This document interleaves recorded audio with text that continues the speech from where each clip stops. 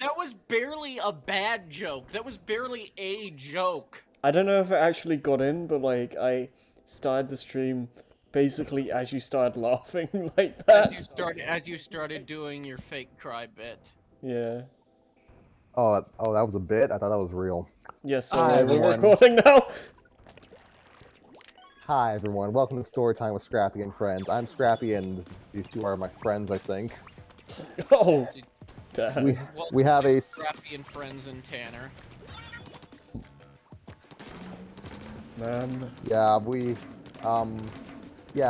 pride ourselves on like well-produced, very pre-planned episodes, but today's a bit slapdash.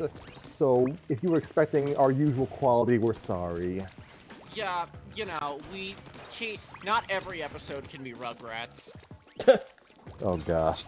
We're gonna reread that in December because that needs a second go-through. Did you post the first one? Yeah, all the When I episodes. sang All I Want for Christmas, yeah, that was posted. Yeah. That was so fucking good. So, yeah, we've been gone for about 2 months today, I think, since our last episode, and we're sorry for that. Not gonna get too in detail because, well, Harry needs to sleep, but yeah, things just kind of fell. A lot of things just kept on piling up, and we just couldn't really find the time to record this. Absolutely. Yeah, I mean, like, I yeah. joined the Taliban. Harry did a prank where he replaced all of the notes on the president's calendar with. You know what? I'm gonna stop this joke. It sounds like the premise of an American. You know what? Yeah, he replaced all of the notes on the president's agenda with pull troops out of Afghanistan, and we thought it was a joke. We thought that he would get it was a joke, but look where it got us, Harry. Look where it got us. I guess so. Moving on. I was busy. I actually was busy finishing the thing I said I would finish like 3 months ago. So, yeah, Scrappy Super Mario Show chap. Yeah, Scrappy had the most things going on in terms of just having this show a bit put on hold. So. Yeah, and I got a job. Right. I just got off work. Yeah, this is just a bunch of behind-the-scenes things that just, like, you know, this show isn't like super high priority for us. Like, yeah. Oh no! What do you mean? I had to call off work recently because I had to explain to my boss that I had to read some Mario fanfiction, and of course he was like, "I immediately understand." I hope you didn't actually do that. No, he didn't. He should though. So, yeah, I've been busy like being in the midst of moving out of my house and right. Yeah, it's also writing that as well. Yeah, that and writing various things with various people. Good grief! Why am I doing all this free? And yeah, Super Mario Show Chapter 7 is finished. No, we're not reading it today. Yeah, I think considering the name of the show as well, we can't really continue the series without Scrappy. So, like if he's like busy doing other things, we kind of just have to be on hold until further notice. I should do an entire episode just imitating his voice and just never acknowledging that I'm doing a bit the entire time. That'd be pretty good.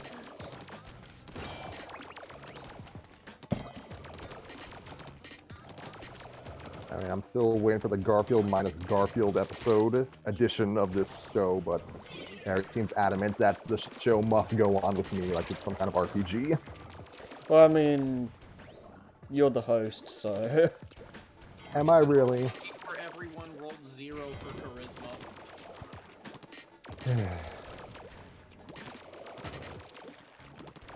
We're a happy bunch. Anyway, we're reading We are continuing with the Whimzillas. The L stands for loser because there's only 7 chapters left. Let's just get this over with. We have a backlog to deal with. Yeah. Me and Scrappy are collabing on a fic too, so stay tuned for that whenever one of us decides to start writing it again. In time. Yeah, we will get on. Excuse me. I'll get into detail about, I guess, future plans for this show when we're done reading the chapters today. But yeah, nice to say. You know what? I thought of a very corny way to drop a preview for the fic we're doing. Feeling good. And you'll probably want to kill me, but I'll drop it at the end of the episode. So stay tuned for that little Easter egg. So last time we were with Luigi, he tried and failed to get fit. So yeah, I haven't. Not that I ever plan out intro segments. Okay, I sometimes do, but not today. We're tired. This is very spur of the moment. Nova's not even here. If it wasn't apparent. Yeah, I was gonna mention that Nova is not there today. It's just us three. so if you were hoping that this was a funny episode, I'm sorry. Nova isn't here. If you're hoping for any professionalism, sorry, Nova's not here. If you were hoping for any professionalism, sorry, you got us instead. Yeah, you got you got the guy who shows up drunk to half of the episodes. God, I'm sober my right God. now. I'm gonna drink after this though. I'll do that. Anyway, we return to the L stands for loser by Whimzilla. Chapter 14, Slathering Butter. God damn. Finally, you've approved of an NSFW fic. Shut up. God. Okay. I forgot this was in script format. Alright, God, so- you're not gonna want to read any of my shit. I don't think no, people we- want to watch us read porn. No, he's not. I don't think he means that. I think he meant the script formatted fix. Alright.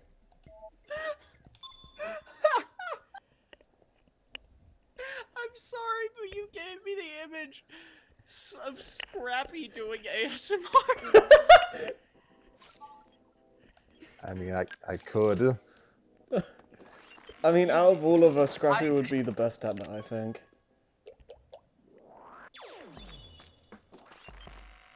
Yeah, it'd be Stam ASMR, stammering constantly. Wow.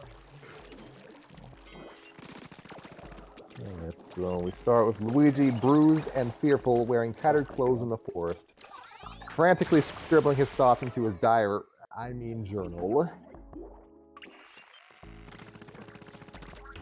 Journal log day 3. I might be the only survivor left. This may be my final entry, as I have eaten all the other pages for nourishment. If you come across this journal, please let this be known to the world. To Mario, if he is alive, tell him that I always loved him, even when he would bury my inhaler in the yard. To Peach, I was the one who licked your cake on your 12th birthday, and I have no regrets about that. To Waluigi, I still hate you. And to Daisy, I always... Suddenly, a grizzly bear flies over the top of a nearby bush and lands a few feet in front of Luigi.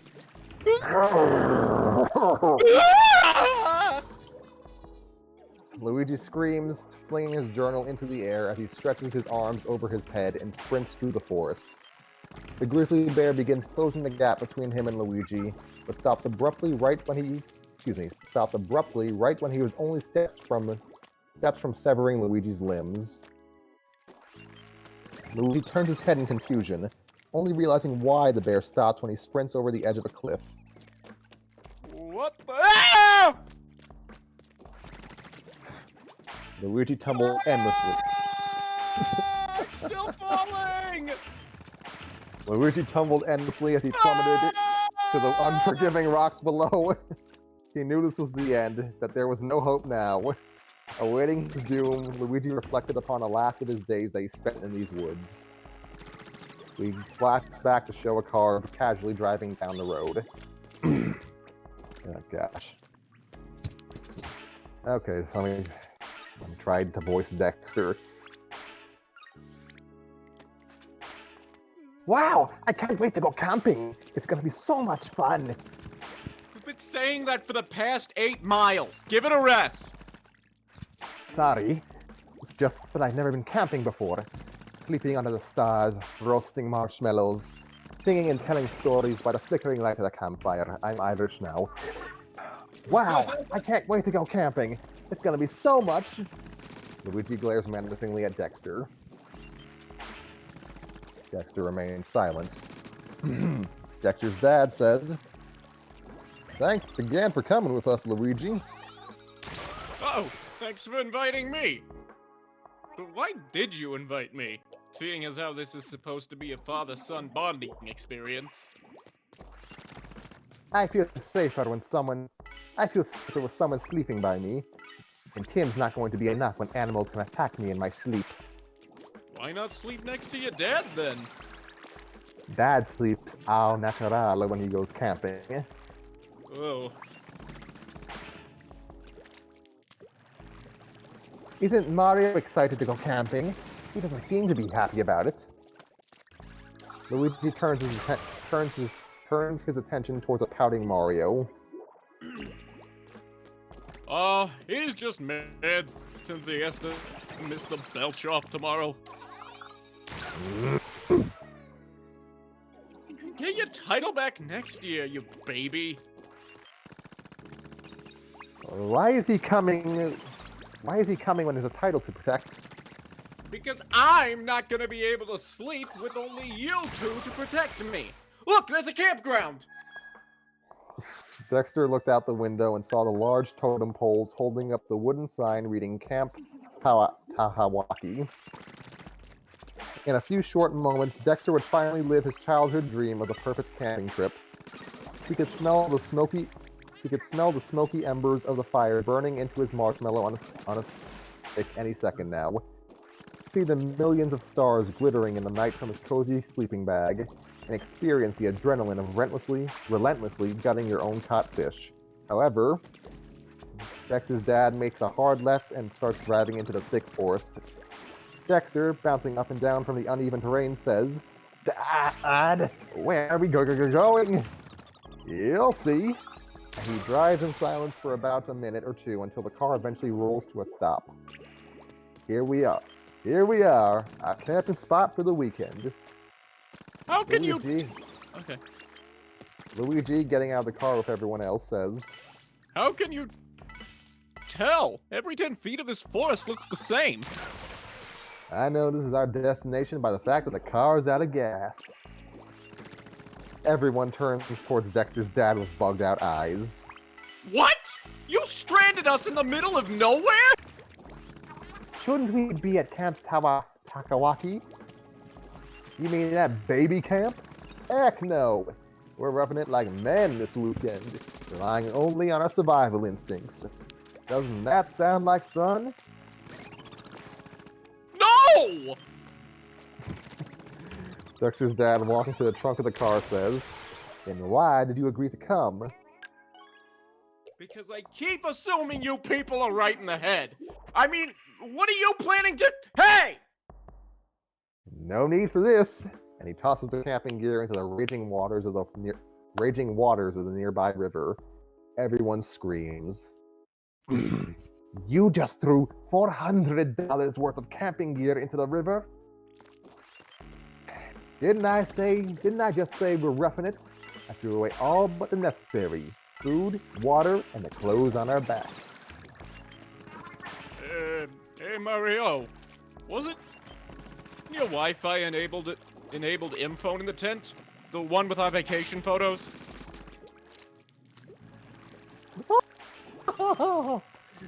Mario crumples into a sobbing heap on the ground at the realization that his M-phone was gone forever.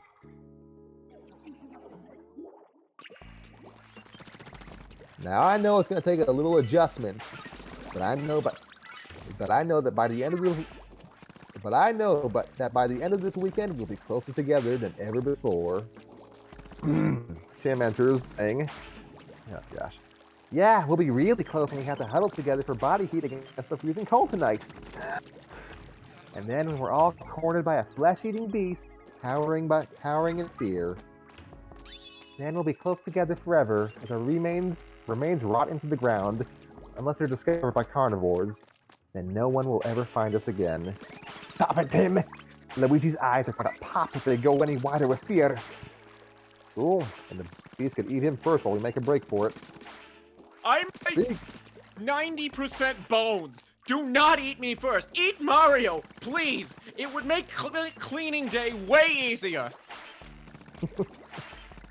Speaking of feverish eating habits, who's hungry for some dinner?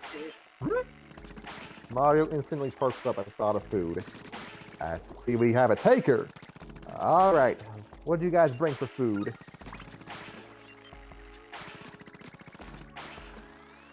We just got marshmallows for the s'mores. What'd you guys bring? We were the designated s'more bringers. No. We were definitely told to bring the s'more supplies. Why would I tell you to bring s'more stuff when I'm bringing s'more stuff? But... No time for arguments now. It doesn't matter whose fault you idiotically think it is. What matters is that 4 bags of marshmallows cannot sustain us for more than 36 hours. And we must find food.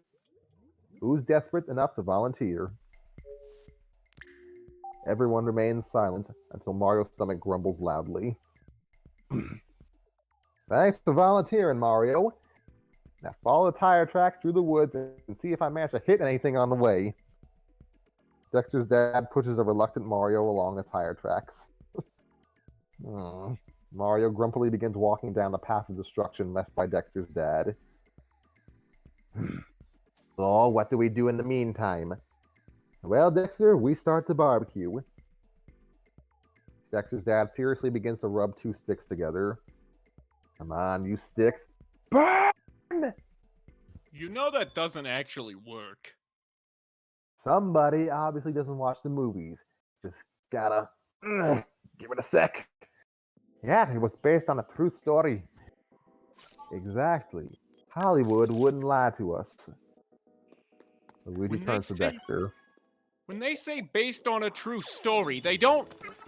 The stick suddenly bursts into flames. Tim, holding an empty gasoline tank and a match, says, "That made it easy." I guess you were right. What did you guys do? Tim found some extra gasoline under the car, so we used it to get the fire going. Pretty smart, eh? Luigi grabs the empty gas container from Tim.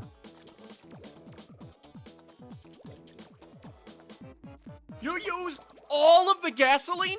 That could have been a ride home! Maybe we should have thought this through. I swear I'm gonna die. I swear if I die out here, I'm gonna...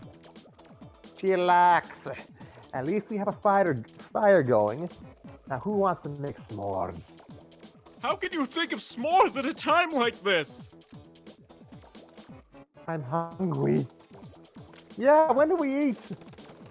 As soon as Mario comes back with the grub. An eerie shadow casts over Tim as he begins his monologue. And what if he doesn't? Sure, we'll be happy with gooey s'mores now, but will we be satisfied with the 100th s'more when the delightful taste has faded with overuse? Eventually, our craving for sustenance will overpower us, blinding us with a thirst for meat. Starvation makes man desperate, and desperate times call for desperate measures.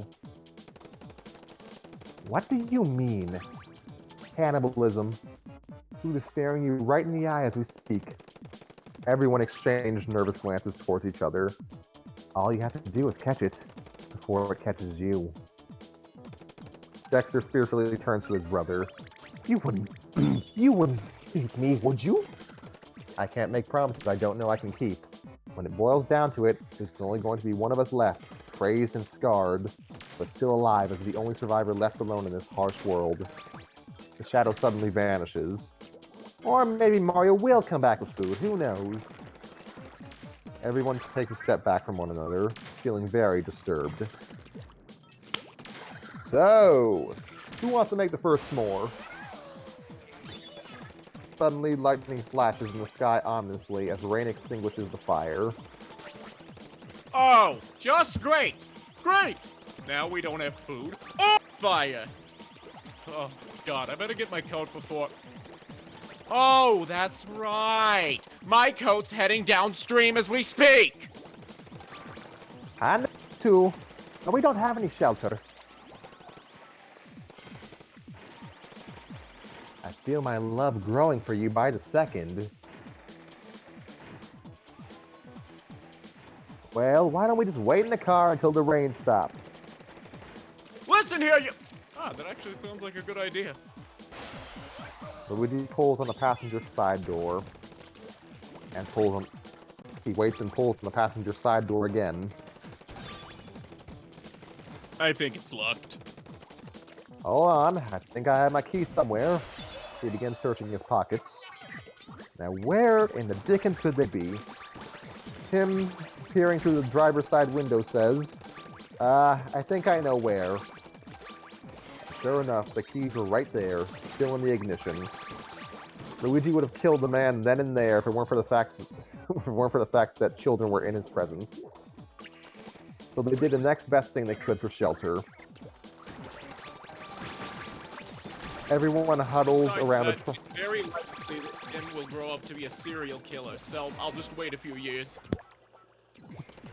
Everyone huddles around the trunk of a larger tree, hoping the pine needles will keep the water away. Not going, Dad. Now I get to spend my weekend hugging a tree. And a dripping tree at that. Like that Chinese torture device where they strap you to the floor and slowly pour water onto your forehead one drop at a time. Tim began speaking further, keeping in rhythm with the drops falling onto Luigi's head. Drip, drip, drip, drip. Please, the Chinese couldn't come up with a torture worse than spending a weekend with your father. Hey! You only think that because you haven't gone shopping with my wife. Black Friday, indeed. Dexter clutches his gurgling stomach. I've never been so hungry in my life. I could eat a bark right off the tree right now. Luigi with a mouthful of splinters says. Not as good of an idea as you might think, Dexter.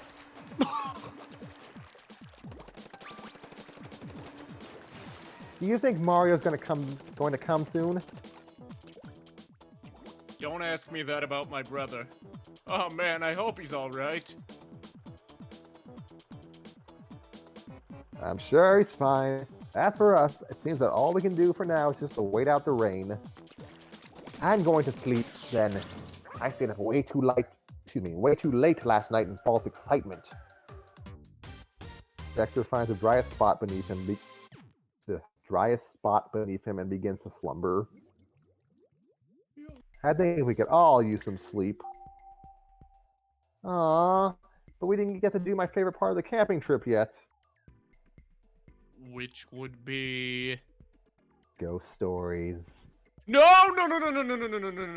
No way! No sorry, Bob. I can't fathom you intentionally being excessively creepy on this trip. Be a sport, Luigi. It's his favorite thing to do. Fine, but only one story. Good man. Dexter's dad puts in his earplugs and goes to sleep. Oh gosh. This is a story of the crazed woodsman. Tim switches to a deeper and more gravelly voice. Only 8 months ago, in a forest not far from here, lived John Whitaker. He was a poor man, skipping every other meal so that he wouldn't go into debt with what little he earned. It was a wonder to everybody how his frail body could keep up with the demand of his work year-round. Before anyone knew it, Christmas was coming around again, and once again he would spend it alone, with with no one to keep him company except his axe and his store of leftovers. Again, just like every year, he was only known as a chopper, and all he was the chopper. Not a parent, not lover, not a lover, not a person worth caring about. Day in, day out, his life was consumed with chopping. Each chip taken from a tree was also a chip taken from his soul. Late at night, 2 days before Christmas, fate dealt John his final stroke of bad luck, as John's careless chopping landed the tree on top of him. He didn't move to the great beyond, however, as chopping was all he knew. He remained here, doing the only thing that he trusted in this world, chopping. But every day he would see others enjoying the life he never had, passing the trees hand in hand with a loved one, admiring the beauty of the world, of the forest, instead of seeing the endless, hopeless toil it brought to John's life. Why couldn't John enjoy the life others had so disgustingly took for granted? Forced to witness this day after day, he went mad from jealousy, concluding that it would only be justice if he were to so heartlessly end their lives like his had ended. To this day, the anger burns harsher than ever inside him, landing fallen trees onto those who so easily went through life without a care. So whenever you walk through the forest, be careful to look out for a ghostly axe swishing through the air. It may be the last thing you see. Good night! Luigi looked up the tree leering over him.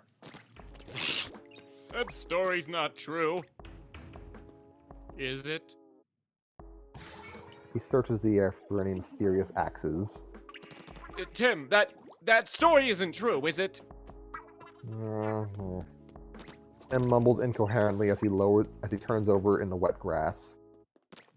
Luigi slowly lowers himself onto the ground, still keeping out a wary eye. The next morning, Tim flutters his eyelids as the bright sunshine hits his eyes. He yawns as he stretches his arms outward. You'd think fresh grass would be better bedding. How'd you sleep, Luigi? Shut up. I'd like to... Wait, I missed the line. Honestly, that works. That works just as well. Luigi wakes up with bags under his eyes, one of which is blackened. He also had very bruised cheeks to round it all off. Whoa! Did the ugly stick fall off the tree and hit you? Shut up. I'd like to see how much sleep you'd get if you had nightmares about the killer chopper. Luigi gets up from the ground, revealing his very soggy front side covered with bits of bark. Tim turns his attention towards his family members. How'd you guys... Ah! Luigi turned to see what the excitement was about, and also exclaimed to see what remained of Dexter's dad. Wait, what? And also exclaimed to see what remained of Dexter's dad, who was nothing but a heap of his clothes sprawled across the ground, blotched with red stains. All they saw fresh footsteps leading from Dexter's spot, starting out in small increments, but then suddenly began getting farther away from each other in large strides, as if he was chasing something or someone. Oh no, Dad! You just had to give him ideas, didn't you? I didn't think he'd be that hungry! Oh man, why did I have to bring that up?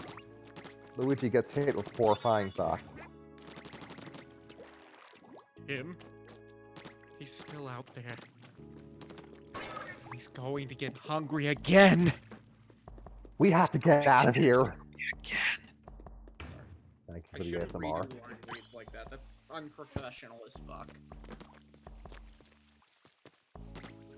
Why the fuck am I worrying about professionalism here? God. Because you care. We have to get out of here! If he can take down Dad, he's definitely gonna take down a weenie like you. No way am I going out there! Why not? This is because this is the only spot in the forest I know he isn't right now! Luigi clutches to the tree tightly. But what if he comes back? I'll hit him with a stick! Luigi breaks off a branch. Ow, I got a splinter! Well, he might not come back for a while. Tim sits next to Luigi. What you got there? My turn. Ow! The pencil gave me a splinter. In case I don't make it out, I'm gonna write down everything that happened so people will know how my cruel demise was met. Tim looks over Luigi's shoulder to see him writing his third sentence already. The first sentence read, I am now writing this sentence. The second read, Hey Mario, now I'm writing this sentence. All he jotted down for his third sentence so far was, Now I'm writing this. You might want to focus on the more important details. Like what? Like the fact that I'm starving. Draw me a pie. Luigi hesitantly doodles a pie in the corner of the page. Tim summarily tears a page from the journal and eats it without warning. Ow! You just ripped the first page of my final memoirs! How could you? Luigi discreetly scribbles a chocolate sundae and eats it. You know, it's not good, but it's not bad either. Yep! Good old mediocrity, just like home cooking. I'm feeling a bit peckish for some lobster. How about you? Luigi fiddles with the pen playfully. Tim, raising his eyebrows up and down, says, With extra butter? Luigi draws a lobster with an enormous amount of butter slathered over it. Why are you slathering actual butter onto the paper? Because slathering is a fun word to say. And I found it by the car. Luigi points over his shoulder to the car with a window broken into. Oh, what happened? How didn't we see this earlier? Luigi attempts to talk with buttered paper in his mouth, which he fails to do. Tim, Oh, okay, that's it, sorry.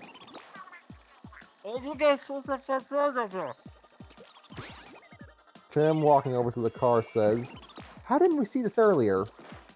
The driver's side window is smashed and everything. There's marshmallows everywhere.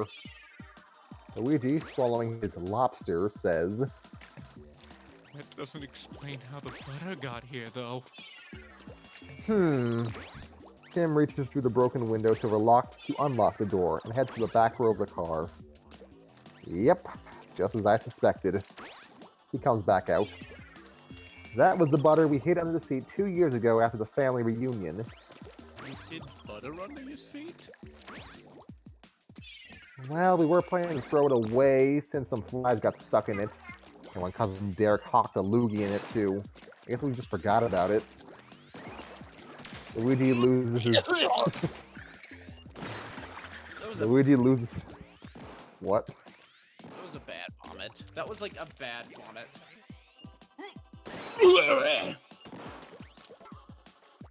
Luigi loses his lunch in a nearby berry bush. Dude! Of all the bushes here, you choose the one with something edible on it? Luigi wipes the stick from his mouth and says, No worries. Those were fool's berries. There's a powerful laxative that looks like a regular berry, except for the braided stems. Oh. How do you know so much about them? A horrible experience from summer camp. Mario kept insisting they were.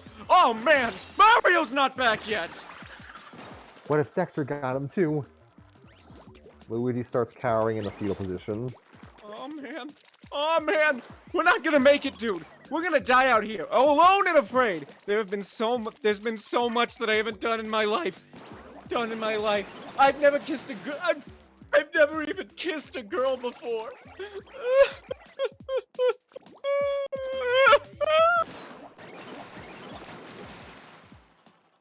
I can already hear Nova mocking me.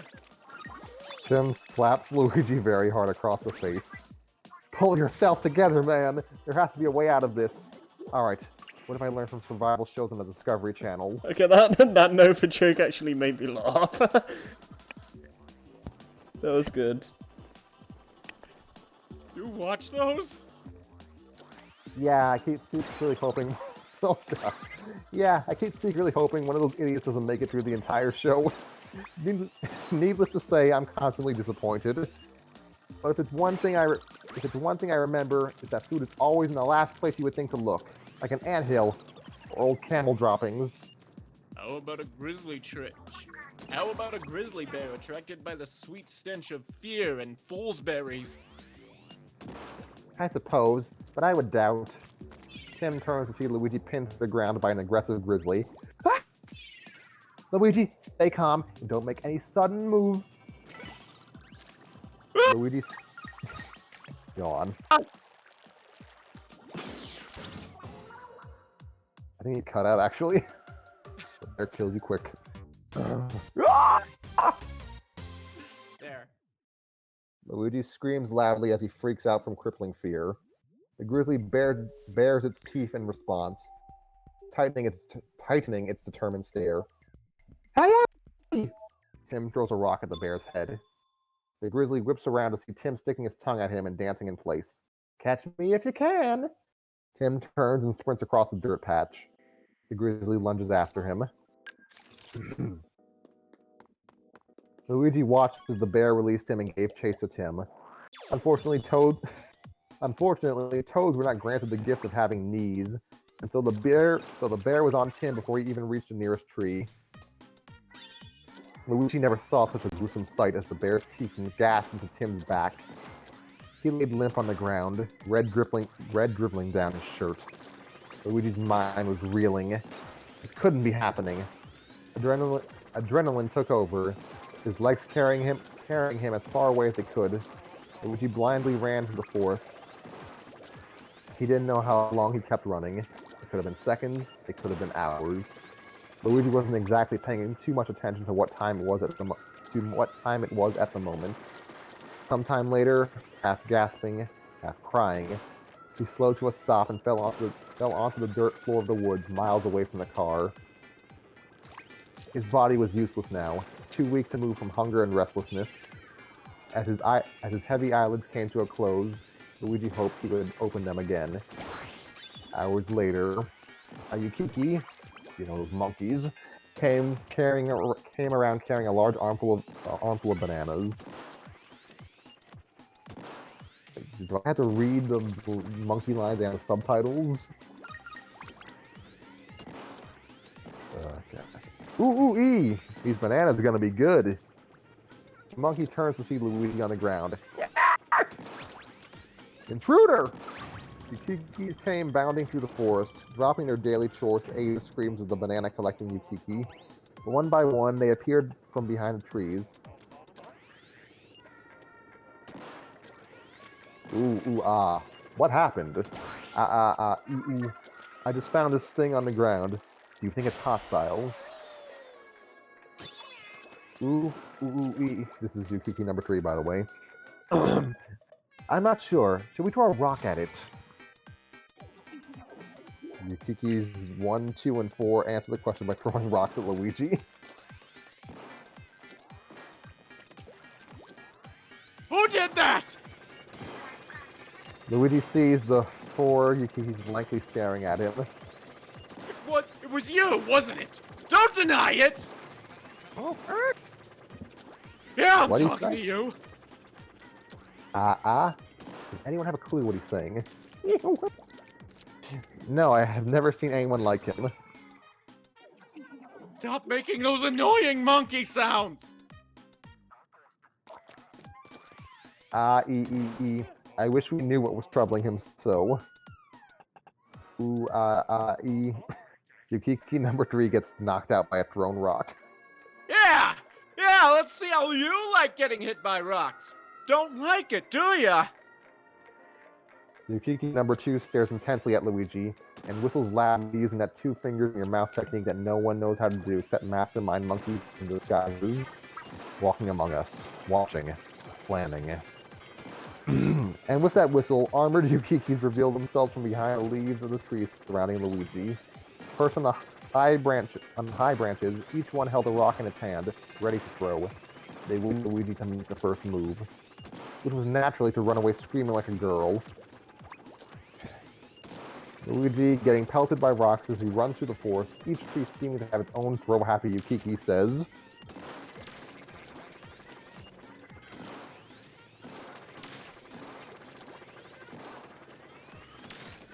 Did I peek the mic again?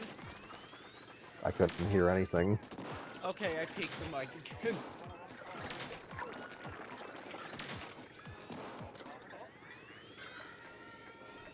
Ooh, says Yukiki number 3. Translation, that takes care of that. Luigi continues running through the forest, praying that he would find any sign of civilization.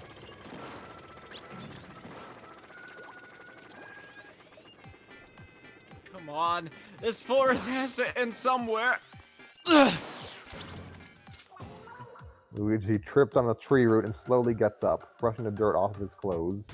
Although it was pointless as his clothes were torn and tattered.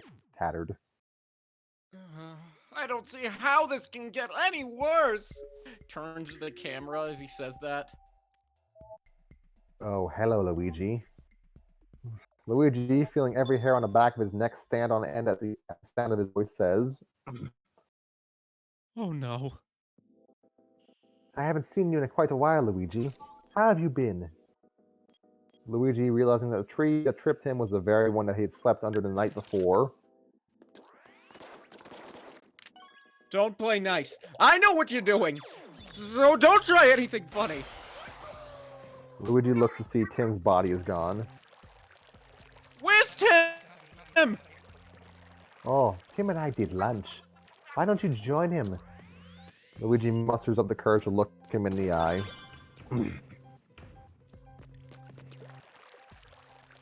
Not hungry, Dexter. Dexter emerges from the shadows, with his tummy bulging out, signifying he has eaten.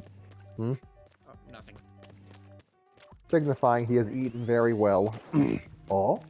And what have you had to eat so far, Luigi? Soggy marshmallows? There's better food to be had, you know. Why not come over? No, thank Luigi you. begins... Go on.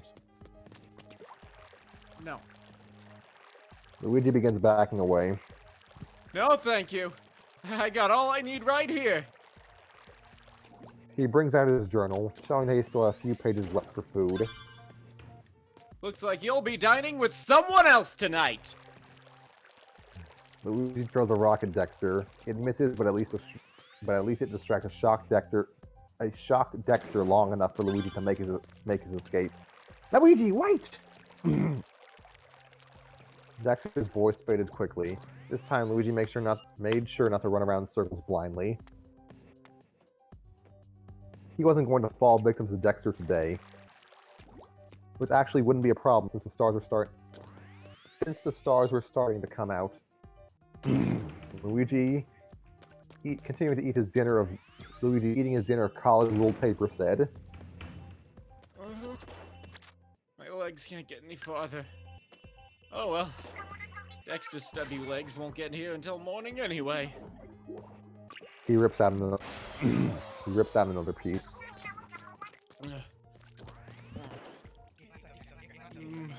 Still, I better get moving in a few minutes. No way I'm taking chances out here. Yukiki strolls casually through the forest until he spots Luigi. Oh, great. Armored Yukikis pop out of the trees with rocks in hand. Mommy. The next thing Luigi knew, he was waking up on the ground with bruises everywhere and a fat lip, and was stinging from rock-related injuries in his... everywhere. Oh, I hate this place. He sees his journal, with only one blank page left. Almost out of food, too. Oh, could this possibly get any better? In the far distance, Dexter appeared. Luigi? Are you here? Come on out, Luigi! Ah! He can't be here already! What if I don't make it? He grabs his journal and starts writing. I might be the only survivor left, and this may be my final entry, as I have eaten all the other pages for nourishment. if you come across this journal, please let this be known to the world. To Mario, tell him if he is still alive, tell him I always loved him, even when he would bury my inhaler in the yard. To Peach, I was the one who licked your cake on your 12th birthday, and I have no regrets about that. To Waluigi, I still hate you. And to Daisy, I always... A grizzly bear appears over the top of a nearby bush and lands in front of Luigi, baring its sharp teeth. Luigi screams, flinging his journal into the air as he stretches his arms over his head and sprints through the forest. To slow the bear, he leaped over the bush he came, so the bear would have to take time to turn around and prepare to leap, which only took 1.3 seconds. The grizzly bear begins closing the gap between him and Luigi, but stops abruptly right when he was only steps from severing Luigi's limbs. Luigi turns his head in confusion, only realizing why the bear stops when he sprints over the edge of a cliff. What the... End flashback. Luigi flailed in the air, hoping to somehow reverse gravity, but all was lost. He was going to hit the paralyzing cold of the water below and possibly be torn to pieces on impact. Luigi closed his eyes and thought about the last thing he was going to write in that journal. He soon felt a hard thud against his body. Then he felt nothing.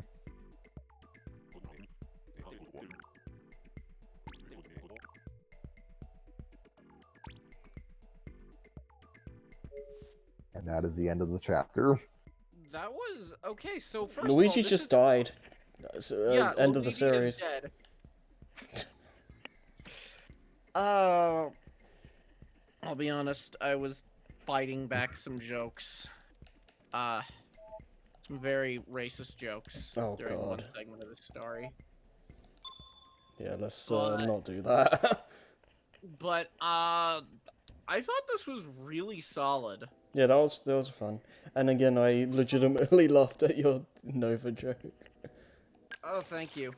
Thank you. Is that the only one you've legitimately laughed at? No, I mean I chuckled throughout a good chunk of it, but that one in particular definitely got me. I'm grateful that Harry mutes himself. Sorry, go on. Yeah, no. I thought this was really solid. Tim's joke, the joke they did with Tim in this is not exactly an original joke, but I thought it was really funny, just the idea of him piling more anxiety onto Luigi. Luigi and Tim's interactions in general were really fun. Mm. They worked well as a comedic duo, which they don't get to really hang out that much in the story proper. Usually with Dexter, but yeah, I could have seen, like, if this story had gone on longer, I could have seen them having some adventures of their own. Also, again, I'm trying to think. I'm glad that they've definitely found a balance with Luigi's character in this, where he can both be the straight man, but the straight man in that he is the closest thing to a voice of reason, but has enough of his own, like, dorky quirks and tendencies of anxiety and just weirdness, and just the fact that he's generally kind of a weird loser. Right. I'm glad that they found, like, the perfect balance of him being the voice of reason and him being the one who can deliver jokes. Yeah. And Also, did you go on? What? Yeah, something I forgot until now. You called Luigi a soy boy last episode. No. Yeah. No. I did! Wait, what? I did, and that's one of the stupidest fucking things I've ever said. I don't remember this at all. This was 2 months ago. Wait a minute! He is! Man. Moving on. I enjoyed your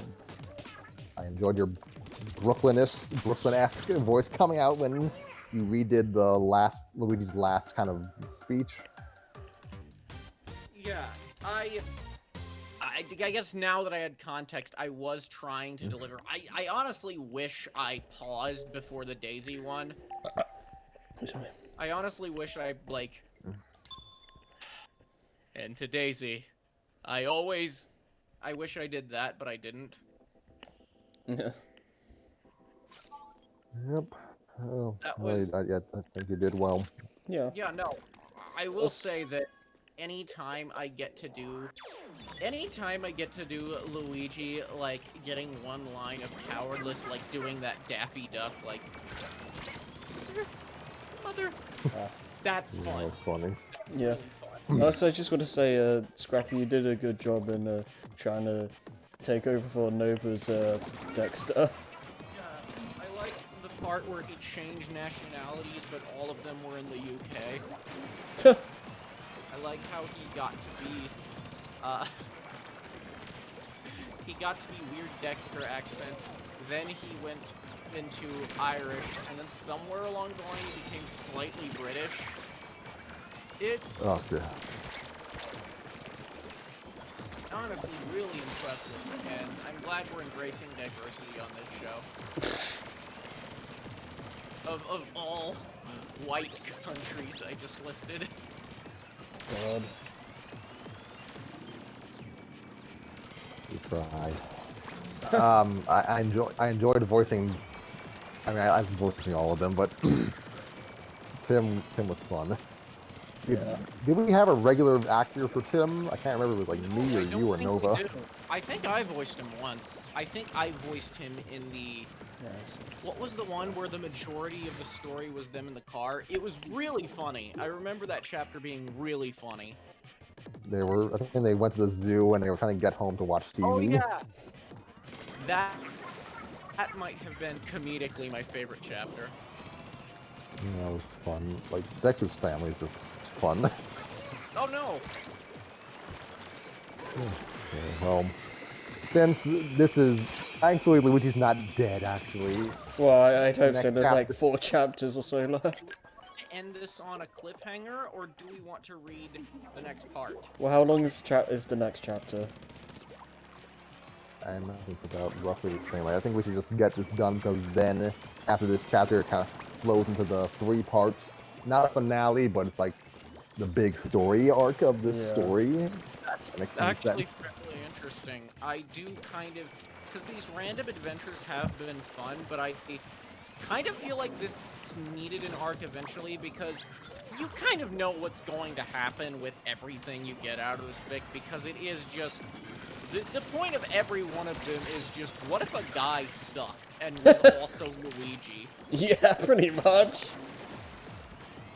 Oh man, well, I have fond memories of the 3-parter, and we'll hopefully get to that sooner rather than later. Well, if you... Okay, if that's the case, then I'm looking forward to it then. This is something that just always fascinates me, if I can berg out for a little bit, just about, like, the creation of a show. It's always interesting to see a show sort of... And I'm treating this like a show, because it basically is. It feels like this could be like an old Mario show. Yeah, or I feel like, again, if you threw a few subplots in, this could easily be an animated sitcom. If this because it isn't has what the that- Mario movie ends up being, I'm gonna be disappointed. God, I hope. That'd be God, funny as honestly, hell. You know what? If you got a few more people on here, I could see this being like something like Sonic Boom. Yeah, no, it definitely I gives can us see it. Sonic. It definitely gives us Sonic Boom vibes. By the way, that show was really goddamn funny. Yeah, It was funny. I miss it. it had a really Make my short shows- runtime. I miss that But- show, Tails, I miss it a lot. Oh no, Tails was great. Tails, I love that he's both still Sonic supporter, but he's also just a little shit. He's also just a smartass. Yeah, Oh man, well, you should be a Sonic Boom fan pick at some point. Throw it on the pile. I can find something. But the point I was trying to make initially was that it is interesting watching them watching from these first few chapters, it is generally just playing off of the established Mario lore Right. and the jokes at Luigi's expense, which is probably the easiest joke you can make. It's very much not finding its footing originally. It's a lot less structured. But as Tim gets introduced, as Mario becomes more of just this mindless chaos agent, and as Tim and Tim's family, I feel like after everyone's first appearance, this is a very no shit observation, but I feel like as it slowly builds these characters, putting these characters in gave it a lot more structure as a show, which I know that's after this character's introduction, they played a role in the story. No, I get what you're saying. I get what you're saying. I get it. No, I guess what I'm saying is that as this world became more fleshed out beyond what we already know of the Mario universe, it feels like it gave the show some sort of structural fortitude that that made, I don't know, I guess the world feels more lived in. Yeah, I think like with a good comedy like this, you do need a good set of characters to bounce off the stuff with. Yeah. No, it's in the way that like South Park for the first season was. You definitely got the sense that it was a backwoods town, but none of the supporting cast was really fleshed out, so you didn't get, so the town felt less lived in, and you didn't really get many characters to contrast the main four. But then eventually, like, Butters came in as a contrast. Eventually, you got more stuff with Mr. Manakee, and all of and eventually when all of those characters sort of came in, Randy got more play. When all of those characters came in, you really got the sense of this is what South Park is supposed to be. It's supposed to be kind of just this really weird, quirky, backwoodsy town, and I guess I get that with this. This is, yeah, the characters populated, and I guess, long story short, giving these characters more to do gives the show more individuality and also gives us the benefit of a world that feels lived in and has an identity. I would agree with that. You can't, like, with you definitely need to make it feel, not realistic, but like, feel like it's an actual place. Yeah, actually lived in, like it's an actual place. You can't just have a nonsense world that just has no rules, because yeah, that just doesn't work. Says the people in the Mushroom Kingdom. Well, yeah, well, I mean, like, there needs to be like a foundation set. I want to see more of Peach because she's really only one joke. Her and Daisy kind of share the same joke, but I love how just like passively condescending Peach is underneath her sort of amiable facade. It's so goddamn funny. Yeah. Peach is an asshole in this story. Is hilarious. It's so perfect though. And it's the fact that they just, honestly I feel like if you did that you'd have to give her more character, but for the one joke they have for her, it's so good.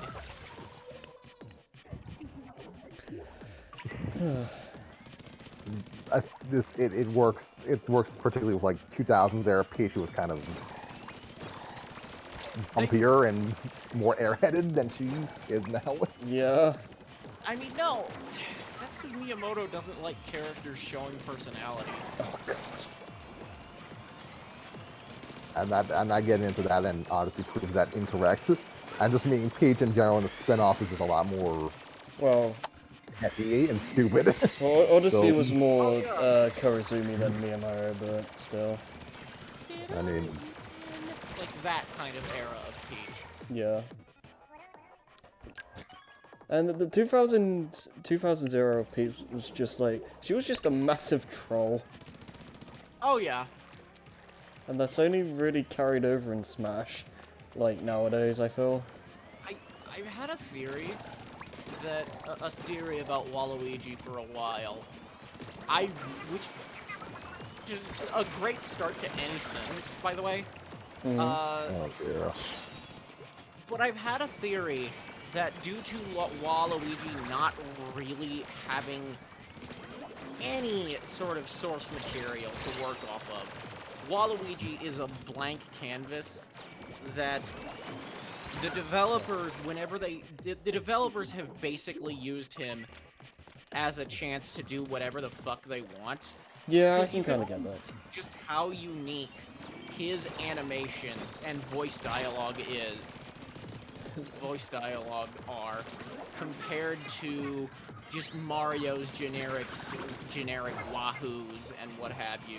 Right. They always seem to give Waluigi, even in a game like the recent tennis games, which aren't that good, they give Waluigi little quirks like his moonwalk and his, or like, The, yeah. look at the crotch chop or whatever. Yeah, well that's Strikers, but I was Right. thinking of moonwalk in the recent tennis game, and it's, Oh, yeah. yeah, it really feels like Waluigi because he's a blank slate. They've just decided to imbue him with as much character as they possibly can. Yeah. This, a lot of the spin-offs are just, like, oozing with that. Yeah, Well, and the fact of the matter is, he's not a main character. He's not the mascot of the franchise, so he has the fewer expectations on what he has to do. Yeah. yeah, he can just kind of exist on his own. I would like them to actually try and make a Waluigi game, but, you know. But it's weird that with that, it gives him more personality than a lot of the roster because of that. That's true, yeah. I mean, the opening cutscenes to some of the spin-offs are great because of that. Oh yeah. Yep. So, all right. If you guys are gonna do the next chapter, we should try and start soon.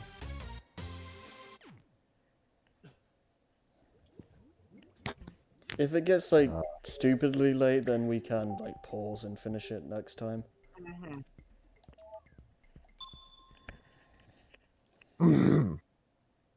Alright, so next chapter, titled Kitty Umbrellas, is basically a alternate perspective of the previous chapter.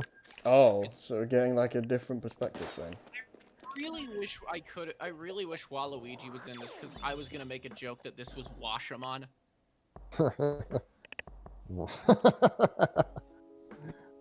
Well played. Got him. This is Wahoo-shaman. Yes. Can I We start- kill myself after that? Can I? No. No. Let's see, chapter 15, Kitty Umbrellas. Mario is happily dreaming in his warm, soft bed, surrounded by heavy quilts and puffy pillows. The last thing Mario wanted to do was get out of bed, which of course meant he had to use the bathroom very badly. Cold tile met Mario's barefoot. Trying to ignore it, Mario trudged to the bathroom. He could feel the bags under his eyes. Mario slams the door behind him. Luigi, coming upstairs, fully dressed and ready to go, says, Jeez, Mario. Why are you so moody today? From the bathroom, there emits the sound of a toilet flushing, and the door opens to reveal a glaring Mario. If this is about the belt off, I guess you'll just have to get over it. You should be happy to get to go camping on such a nice day. Luigi pulls the blinds open to let the sunshine pour into the room. Mario blocks out the blinding sun from his eyes. Mario, stop being cliche and get your stuff ready. We have at lunchtime. Mario looked at the clock, which read 11:48 a.m. Plenty of time to get ready, so he jumped back into his cozy bed and went back to sleep. God. Well, almost. Mario throws his pillow across the room in frustration and gets ready for the day. Hey, Paracari, what's new? The guys and I are going on a fishing trip this weekend. Wow, wow, what a coincidence! Mario and I are going camping with the neighbors this weekend. I was just talking. Excuse me.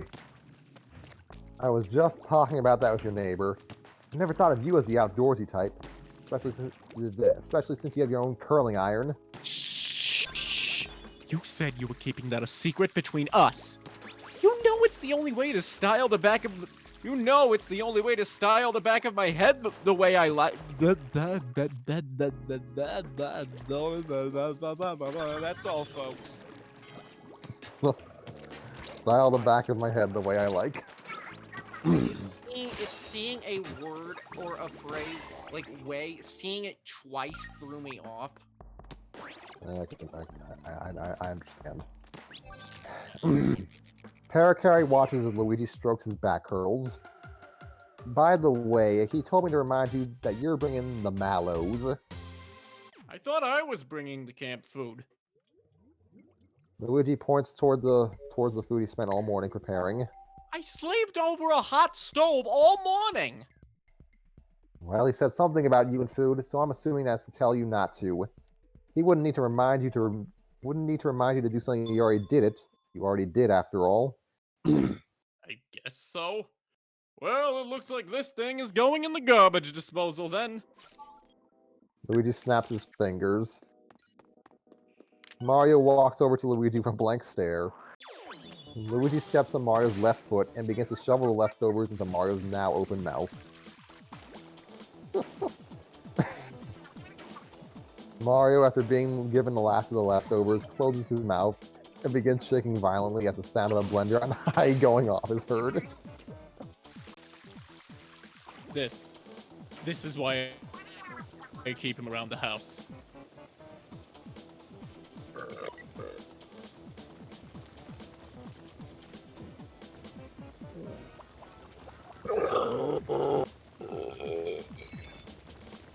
Mario stops shaking. Yes, it was. Mario stops shaking and gives off a quick burp, then makes his exit.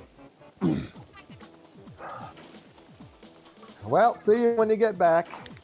My voice is just changing for this character every scene, every line. Paracari dons a fisher's hat and strolls away. I hurt my stomach belching.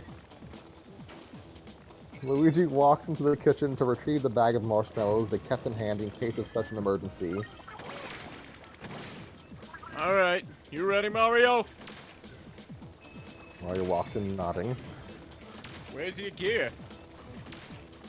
Mario pulls out a pair of whitey tighties from his back pocket, stretches the elastic as if to say, I got everything I need. Come on, Mario. You aren't gonna bring anything else? Mario looks around the room for anything he might need. And after spotting it on the table, takes the M phone and gives it to Luigi along with his undies. Luigi sighs and throws the stuff in with the rest of the camping gear. Well, we got 3 minutes until we leave. Well, we've got 3 minutes until we leave. Do you need anything else before we go? Fine, Banner. Mario, remembering he had a final goodbye to make, runs upstairs.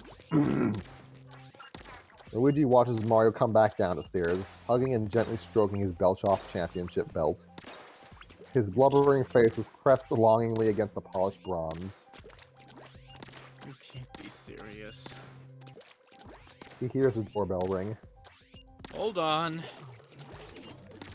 He opens the door to see two toads wearing tuxedos and dark shades standing at the door. Oh gosh, alright. The toads in black say, "We're here to retrieve the Belchoff championship belt for this year's competition!" Mario slowly hands his belt over to the belt retrievers, but not before giving it one last passionate kiss. Thank you, sir! Glad to see you still learned your lesson from the last year, when we had to retrieve the hard one. It was precious. Mario, with tears welling up in his eyes, waves goodbye. Luigi couldn't help but notice Luigi couldn't help but notice that the belt strap was waving wildly in the wind, as if it too was waving goodbye. Weird, since there wasn't any wind. But Luigi didn't have time to contemplate such things, as Dexter, Tim, and Dexter's dad pulled up and honked the car's horn loudly. Hey! We'll be over in a minute! He turns towards Mario. You need a moment alone. Mario nods his head sadly. Luigi grabs everything they needed for the trip and heads for the car with an armful of camping gear. Mario slipped away to the bathroom and cried, sobbed, wept, blubbered, sniffled. He then had a cow, a coronary, and half a mind to write an angry letter to the chairman of the bell shop. Finally, he threw a fit, a tantrum, and most of the items in the bathroom. Then he cried some more, all in 4 seconds. Mario's blurred vision was still clear enough to see his pathetic reflection in the mirror. Was this weeping abomination the face of the Mushroom Kingdom's savior? Of course not. Mario regained control of his emotions by slapping himself across the face. That seems to work with most people for some reason. Soon his sadness turned into hatred for Luigi. Why couldn't that crybaby just take a nightlight for Toad's sake? There's only one thing to do. Luigi, in the midst of wedging the final lawn chair between the sleeping bags and the fondue set, said, I think that's it! Hey, where's Mario? I don't... Oh, there he is. What's up, Ma? Luigi ends his greeting as he receives possibly the dirtiest glare he had ever seen. You're not gonna let me have fun, are you? I know I'm going to. I can't wait to go camping. It's gonna be so much fun. Are we ready to go? Yep. Luigi climbs into the back seat, followed by a stone-faced Mario. Hey, Tim. What are you reading? Lord of the Flies. It's a bit slow at first, but the second half is where it gets good. Mario remembered having to read that book for school, and for a split second gave an uneasy look towards Tim as the child bursted with laughter from finishing another chapter. But he quickly refocused on his main goal for the weekend, to glare at Luigi until he apologized for ripping his loved one away from him. How he had loved his belt, the way it glinted in the sun, ridiculously long adjustable belt that was perfect for Thanksgiving. The very fact that its presence put Mario another notch above all else. He was so lost in his beautiful memories that he was only snapped out of it when the car started to bounce erratically. He prayed that his face remained stone cold on the trip. The car finally rolls to a stop. Dexter's dad turns towards the passengers and says, "Here we are, our camping spot for the weekend." He gets out of the car. Motioning for everyone else to follow. How can you tell? Every 10 feet of this forest looks the same. I know this is our destination by the fact that the car's run out of gas. What? Mario sorry. turns towards Dexter's dad with bugged-out eyes, mouth agape in shock. What? You stranded us in the middle of nowhere? Shouldn't we be at Camp Takawaki? You mean that baby camp? Heck no! We're roughing it like men this weekend, relying only on our survival instincts. Doesn't that sound like fun? No! Mario watches as everyone starts questioning what could be the dumbest man Mario ever had the pleasure of knowing. But Dexter's dad didn't seem worried at all, walking to his trunk and getting the camping gear. Maybe there's a chance he knew what he was doing. No need for this! And he tosses the camping gear into the raging waters of the nearby river. Ah! Mario screams with everyone else. You just threw $400 of camping gear into the river? Didn't I just say we're roughing it? I threw away all but the necessary. Food, water, and the clothes on our back. Mario? Wasn't your Wi-Fi enabled M-phone in the tent? The one with our vacation photos? Mario's brain became overloaded at that point, and his body dropped to the ground. He had lost the only photos of his vacation along with that phone. But it was more than just an album of a celebratory getaway. It was it was the documentation of Mario's first week with his championship belt. The thought of never seeing his favorite photograph again. Mario and his belt watching the sunset on the beach hand in hand, or rather hand in adjustable belt, led Mario to weep helplessly on the ground. Nothing was going to help him get over what could have been his greatest loss. Speaking of feverish eating habits, who's hungry for some dinner? Mario gets off the ground in an instant, forgetting he ever had a stupid belt. I see we have a taker. Taker, I'm more southern now. All right, what did you guys bring for food? We just got marshmallows for the s'mores. What do you guys bring? We were the designated s'more bringers. No. No. We were definitely told to bring the s'more supplies. Why would I tell you to bring s'more stuff when I'm bringing s'more stuff? What? No time for arguments now. It doesn't matter whose fault you idiotically think it is. What matters is that 4 bags of marshmallows cannot sustain us for more than 36 hours, and we must find food. Now, who's desperate enough to volunteer? Everyone remains silent. Mario feels the uneasy feeling of his stomach grumbling. Thanks for volunteering, Mario. Now, follow the tire tracks through the woods and see if I manage to hit anything on the way. Excuse me. Now, follow the tire tracks through the woods and see if I manage to hit anything on the way. He pushes a reluctant Mario along the tracks. Mario grumpily begins walking down the path of destruction left by Dexter's dad. He followed the convenient tire tracks left by the speeding car. A thought occurred to Mario about 5 minutes into his trudging. Why not just follow the tire tracks out of here and back to the road? An ingenious plan indeed, if not for one snag. Rain began to sprinkle, quickly followed by showering, and then turning into a downright wall of water. Soon the wet grass was matted under the weight of the rain, removing all trace of Dexter's dad's wild romp through the forest. Mario... sorry, give me a moment. Mario takes shelter under a pine tree to little avail. His clothes were sopping wet within the hour. He would have laid down to sleep if not for the fear of the forest flooding and drowning him in his slumber. An elephant style, he slept. Hours later, carrying a Hello Kitty umbrella over his head, says, "You guys sure this doesn't look stupid?" Mike, aka Buff Cooper from chapters 10 and 12, risks a quick glance at the umbrella and says, what did Mike sound like? It was like Macho Man, I think. Or was that Rockhawk? It was Rockhawk. What did Mike sound like? I forget. No! I'm just sorry, I'm just gonna... you handle Mike. I can't. Should I just do...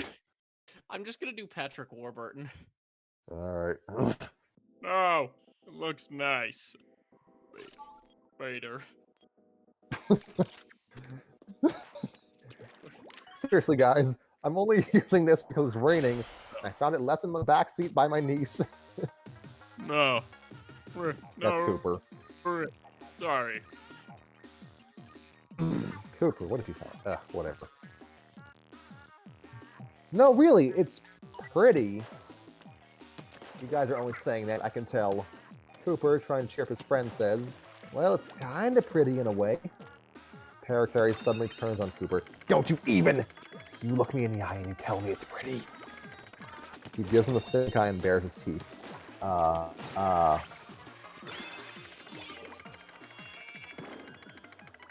Hey guys, it stopped. Hey guys, it stopped raining. Parakarry, looking skyward, says, really? Thank God. He tosses the umbrella to the side, looking for his hand sanitizer. Now if we can just get the cooties off of me, we can... Hey guys, it's Mario! What? He sees Vader. Mario. Vader, it's Mario. This is weirder than that time I appeared in a Mario fanfiction. What? He sees Mario sleeping upright. No way. How does he know about our fishing spot? I don't think he's here to fish. Well, why not? These grounds are only valuable for the fishing spots. Only an idiot would bother to come here if he wasn't fishing. He walks over to the plumber and slaps him on the shoulder in a buddy-buddy manner. Hey, M-Dog, how you been? Mario groggily turns towards Parakarry with sleepy eyes. Well, come on, Rip Van Winkle, let's get the fishing. He hands Mario a pole. Yeah, guys. It's almost sunup. We better get a move on. Mario looks up at the twinkling sky. The sun's light barely visible over the forested horizon. He was about to leave on his own before he remembered he didn't know the way. And if Mario knew one thing, it was to never run blindly through the forest. That was always idiot mistake number one. Hey Mario, you coming or what? Mario followed. They obviously knew the way through the forest, so it would only make sense to follow them. Unfortunately, Mario's burning caps wouldn't exactly agree 4 miles later. Nothing like a 4-mile hike to get the blood going, eh, guys? Mario drops to his knees in pain as he receives his third Charlie horse. Mike lifts a limping Mario into his bulking arms and continues hiking with the others. Jeez, man, that's a seventh walking-related injury this hour. How about you man up? Mario stopped crying at the sound of Parakarry's query. Parakarry wasn't looking at him. So behind his back, Mario moved his head and his pointed finger back and forth in an "oh no you didn't" fashion. Mario Cooper, carrying the entire group's load of tents, poles, lawn chairs, and ice chests, says, "Hey guys, what's that?" He points towards a tree of 2 slumbering toads, 1 sleeping plumber, and a heap of clothing. Mario, after taking a moment to recognize who it was, leaps from Mike's arms and runs over to his brother, with the others following. Mario had to tell Luigi he had found him help.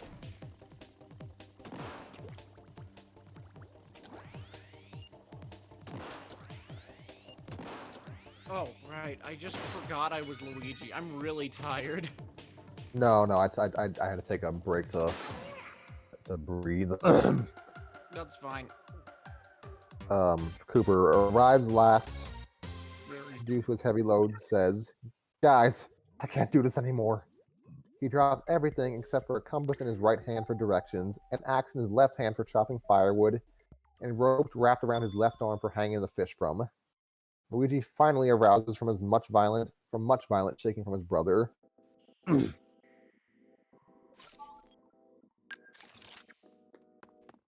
Just give me 5 more minutes. He rubs his eyes and looks through his bleary vision to his mustachioed brother. He drowsily says, Oh, hey, Mario. What's, He turns to see Cooper with an axe in hand. Ah! Wide-eyed and still screaming, he begins to run around in circles. John Whittaker's gonna kill me! He's gonna kill me! He's going to chop down this tree until he kills... He runs at full speed into the aforementioned tree and passes out. Mario flips Luigi over to see he has a black eye and a hole ripped in his good shirt. Try as he might, Mario couldn't get his brother to wake up again, no matter how hard he slapped his cheeks. Maybe... Mario, you might want to start with my face if you want to wake me up. I was trying so hard to avoid the joke. I want to kill! I hope he means my face! Ah. Forget it, Mario. Had that. Yep. Parakarry says, "Forget it, Mario. We can get him in the morning." Gosh, everyone in this story is an asshole. No. Right? Parakarry hears a loud crash of glass shattering behind him. What the heck? Mike, who had punched a hole in the driver's side window, says, Sorry, I just really like marshmallows. that's a Joe thing. That's what Joe would do. Sorry. It is. It is. He pulls out a bag of the sugary goodness. Come on, let's just get going. Mario reluctantly continued on his way. Before he left, he saw a bush brimming with red berries nearby and picked some for his brother to eat in the morning. Not wanting them to get dirty, he placed the pile onto the heap of clothing and caught up with the others. Parakarry assured him the spot wasn't much farther and that Luigi would be there in the morning. Actually, it was only a 3-minute walk to the fishing spot to Mario's surprise, but as they approached closer, something else would take them by surprise. And then he was spewing eggnog all over our new carpet. Wow, that must have sucked. Are you kidding? It was the best family reunion ever. It barely edges out the... Excuse me. It barely edges out the year he went dirt biking with us in 04. We've heard that one before, Parakarry. Blood everywhere, I believe you told us. I thought that was 03. You sure? Because 04 was the year that... Ah! Ah! Thank you. I just Everyone's- love his voice. Everyone screams in shock and horror at the sight of what was in front of them. Dexter's dad quickly dives behind a nearby bush. Oh my gosh, I'm so sorry. I realize Dexter's dad and Parakarry, like, they sound like the same person. Yeah, no, one is slightly more southern, while one... Again, I compare your Parakarry is just Jack the Brayer. Thank you. Parakarry covering his now damaged eyes. Ah, dude! Why are you naked? I can't, excuse me. Can't sleep with clothes on since I get all sweaty. Oh my gosh, this is so gross.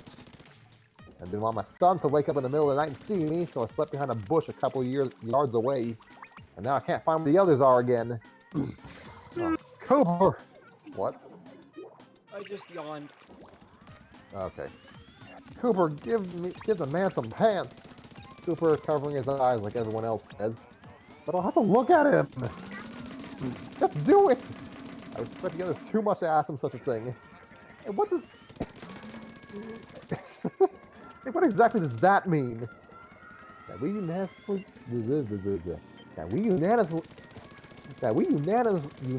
decided that in a situation that none of us wanted to look at another man's birthday suit in the middle of the woods, that you would be the designated pants giver.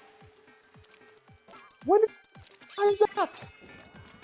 When you didn't come to the meeting last Friday. Now give it some pants. Cooper sighs, reaches for a pair of pants from the pile, and tosses them towards the bush. Dexter's dad, donning the trousers, says, "Thanks.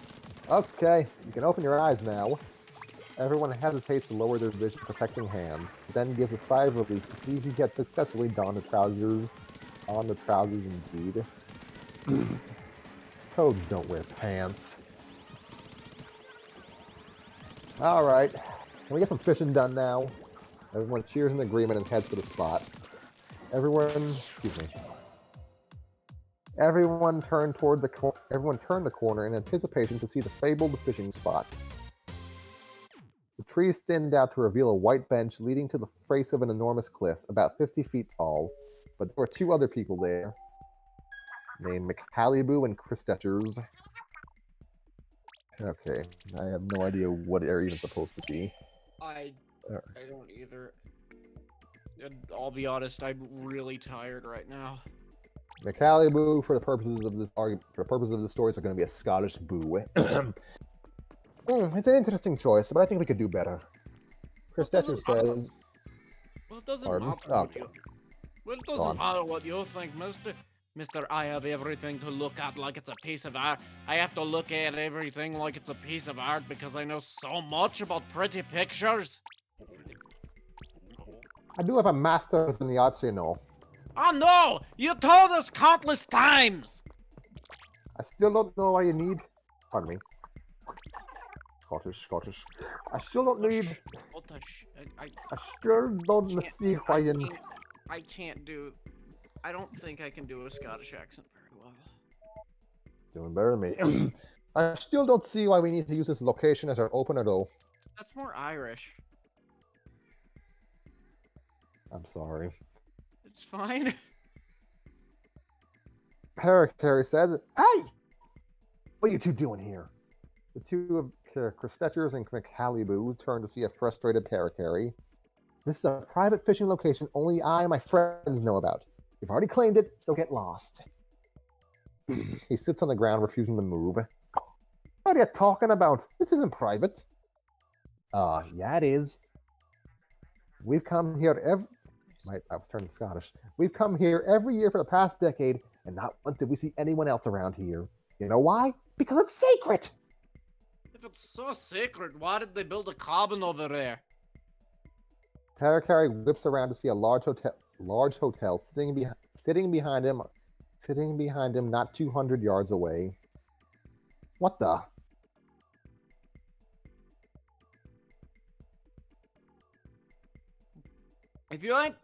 If anything, you're trespassing. Now leave us alone. Leave us alone. We're doing business. As I was saying. As for Stetchers explain. It's so As bad. for- It's such a bad accent. Sure would be nice if we had a European in the call who could do this for us. Yeah, I That's- sure wish Huh. there were someone directly from the UK who could do this for us. Who rarely ever turns on the call because we do this fucking MacGyver thing where we record streams.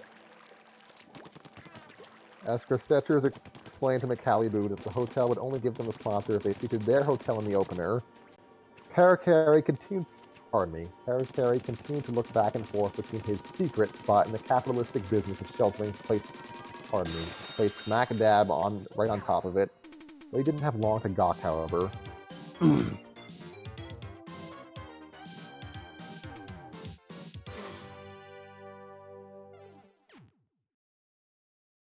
Oh, here they come. Uh-oh. A security Here they come. Thank you. A security guard says, it's like, "Sir, you are a guest of the cheap. Pardon me. Sir, are you a guest of the Cheap Hotel? Because if you're not, I will have to remove you from the premises." Yeah, we're guests here." "Oh, really?" He rolls out a long sheet of paper. "Under what name?" "John A. Smith?" "Rah!" He bends his leg. Guard bends their leg into the punt position in preparation for the mighty kick you off the premises kick. Wait. What if we get a room? The guard lowers his leg in contemplation. "I suppose. And make it snappy." "On it!" Cooper flees with the others to the hotel's lobby. "You guys go ahead. I'm going to fish like I plan to." He sits down with a pole and casts his line.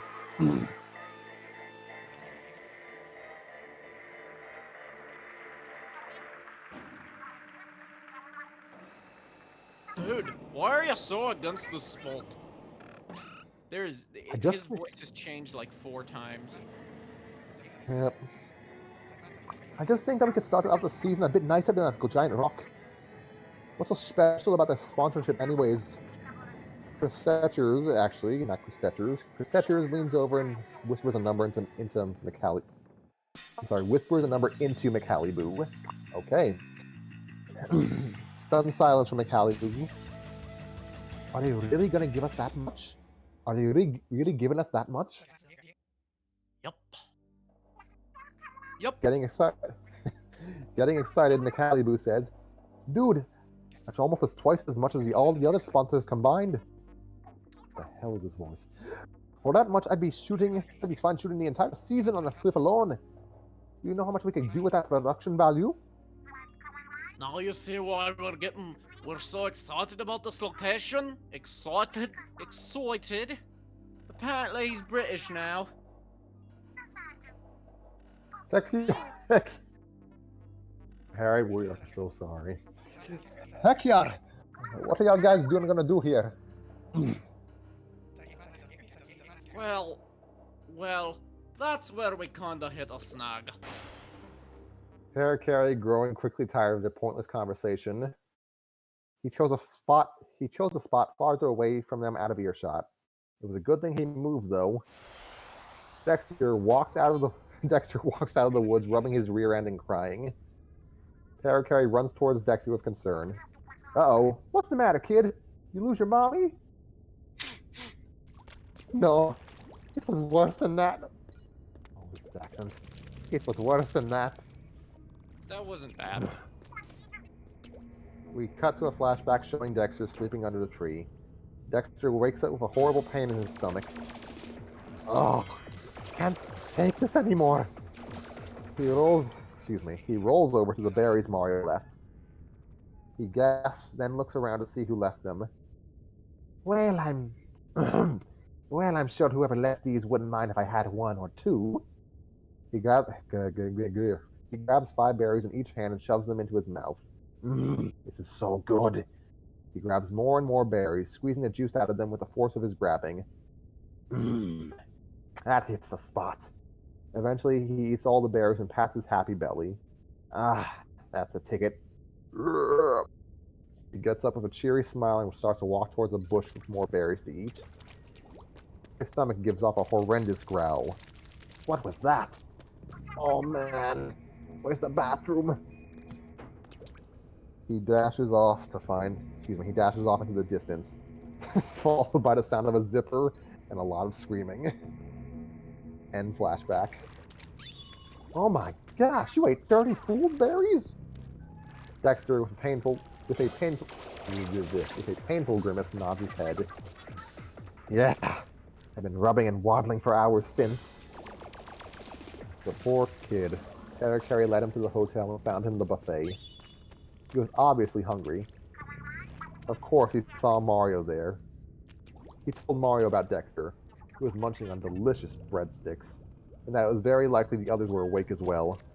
Tossing aside his plate of deep-fried drumsticks, Mario followed Carrie eagerly to the campsite. Unfortunately, they would see a gruesome sight. I think that's a tree over there, but I'm not sure if... Oh my gosh! There's a grizzly pinning your brother to the ground! Mario stands straight up when he sees a large man-eating bear baring his teeth at his whimpering brother. Dude, your brother's done for. Wait a minute.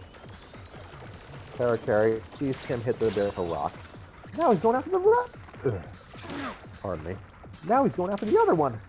Run, little dude! Run, little dude! Carrie punches with Mario as the bear tackles a small child to the ground and digs its teeth through Tim's jacket. Oh. Luigi seems too shocked to move until he makes a break for it, screaming and running in the opposite direction. Mario, after watching his brother leave, returns his attention quickly back to Tim lying motionless on the ground. The bear was about to take another bite of its victory lunch when it suddenly paused with a perplexed look on its face.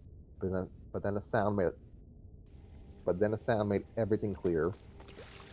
The grizzly's stomach emitted a horrible rumbling, and the grizzly clutches its stomach in panic and flees into the woods. Tim, after a moment's pause, lifts his head to check if the bear is still there, and gets up as if nothing happened. Carrie rushed over to aid a child who bore a strong resemblance to Dexter. Hey kid, you alright? What? Excuse me, what? Oh. He fishes a branch out of the new hole made in the back of his shirt. I'm fine. He just ate a bunch of these babies. Tim shows us ripped stems of the fool's berry branch. Wow, smart kid. Mario catches up with the others while still catching his breath. Mario! Where have you been? We thought Dexter ate you. Mario and Carrie exchange confused glances. Eaten? Well, yeah, he already ate Dad. Tim points towards a heap of clothes still stained with red. Carrie wipes one of the red blotches and tastes his fingers. Oh yeah, that's the tartness of a fool's berry.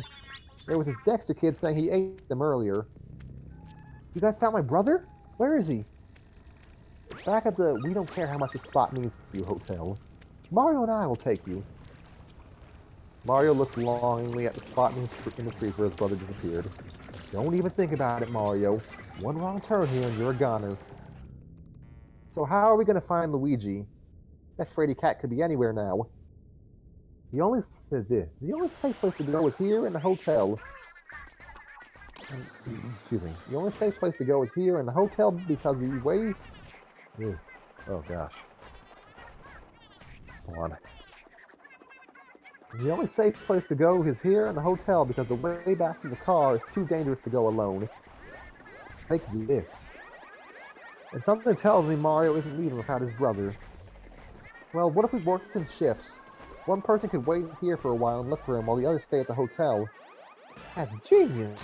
Yes, you got smart, kid. You got smarts, kid. Who wants to wait first? Mario shoots up his hand first.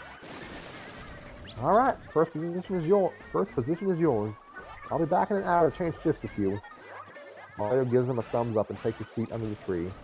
And you come with me. Looks like you could use a buffet. Heck yeah!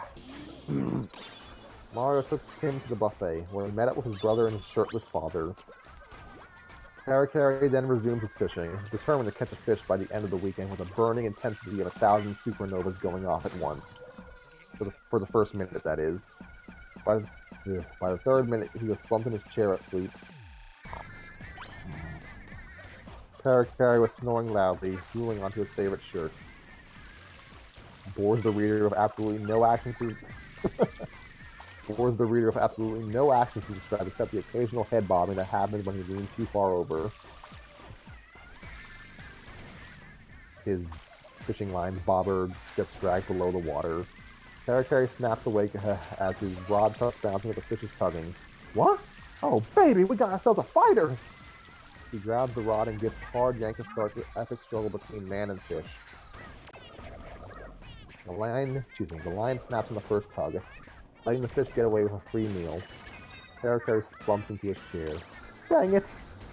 How do people fish anyway? He takes a look at his watch. 8:55! I'm late for my shift! And he dashes into the forest. Tim, fiddling with his fingers, sees Harry run up. Harry catches his breath after the sprint over to the tree. Whew! Your shift's over, kid. Finally, I had to cover your shift. Tim gets up from the tree and heads to the hotel. Alright.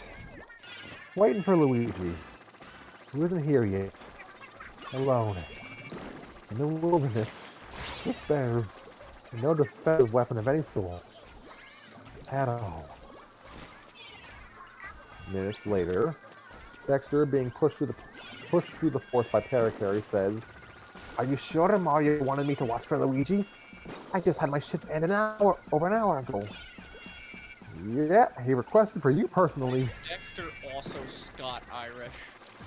He always has been when voiced by me.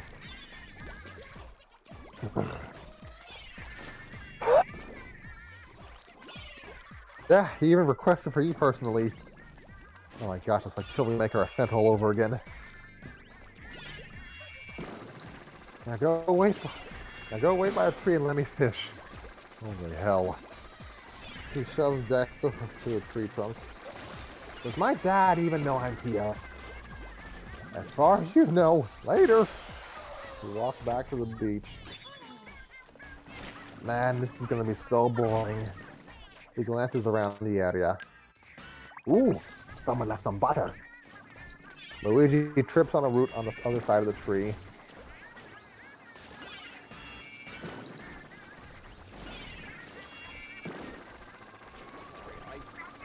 I zoned out. I'm very tired.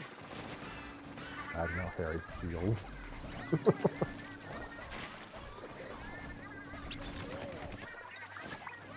Yeah, I was gonna say, I hope we're near the end of this.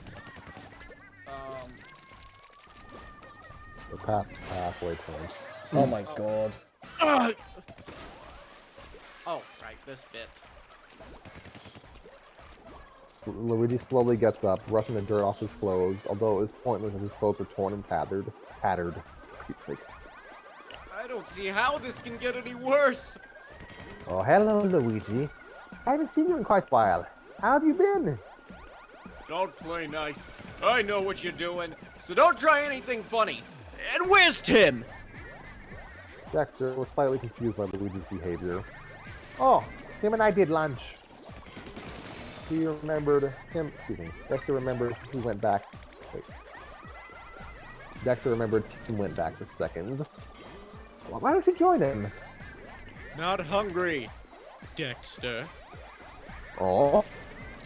What have you had to eat so far, Luigi? Soggy marshmallows? There's better food for... There's better food to be had, you know. Why not come over?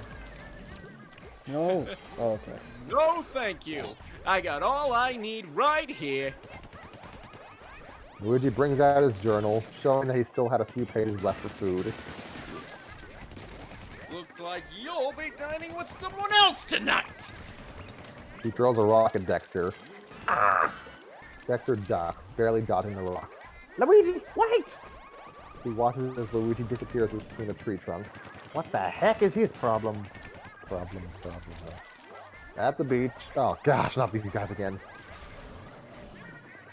What if we made them rock climb? Boring. Who wants to watch people struggle with a sabot for an hour?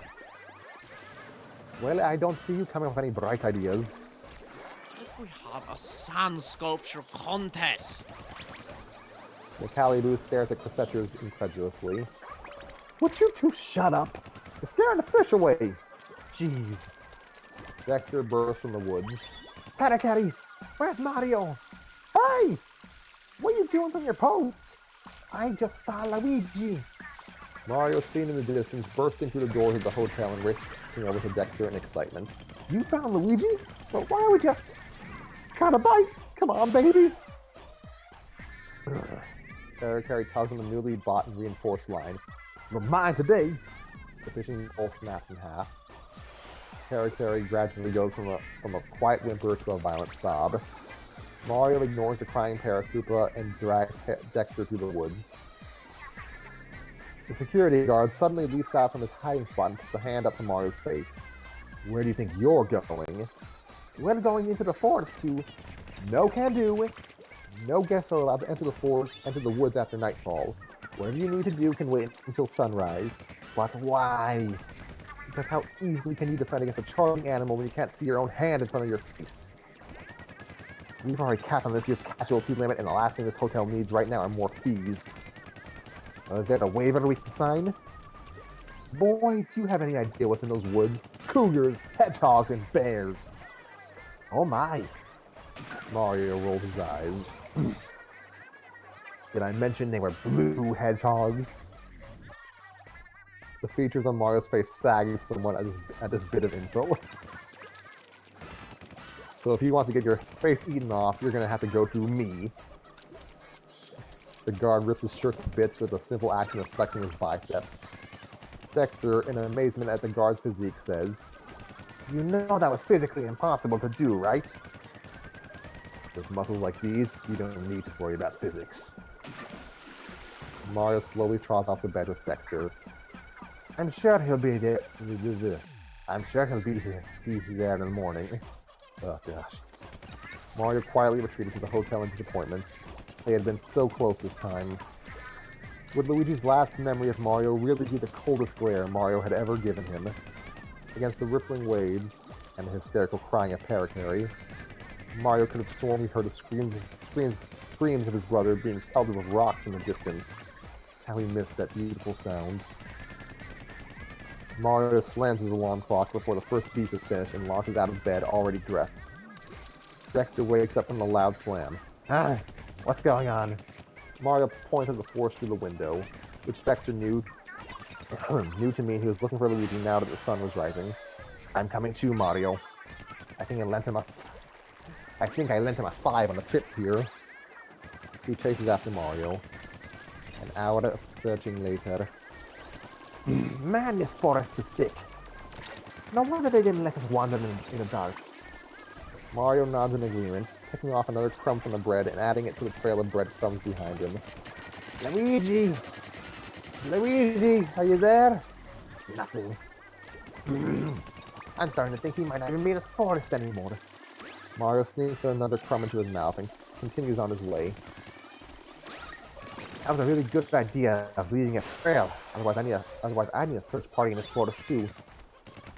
Next, Mario runs out of the first slope and switches over to the other. Luigi, are you bear? Mario for a second mistakes bear for there until he hears the mighty growl of Grizzly preparing to attack. He ducked in the nick of time, his hat knocked off by the end of the bear's hair. The bear flies over a tall bush and lands on all fours. Luigi, with a shriek, flies over the bush. Dexter and Mario flies over the bush, Dexter and Mario, and keeps running without taking note of the latter two. The bear takes immediate pursuit of Luigi. Was that Luigi? Back at the cabin hotel's beach. Maybe we could. Ah, forget it! We're not going to come up with anything cool or exciting enough for the show here. We've been at this for days! Days! Oh, I yawned midline. But the money! There has to be something we can do. What? You just want the answer to fall out of the sky and into your lap? I mean, what are we supposed to do? What are we supposed to do with a freaking cliff?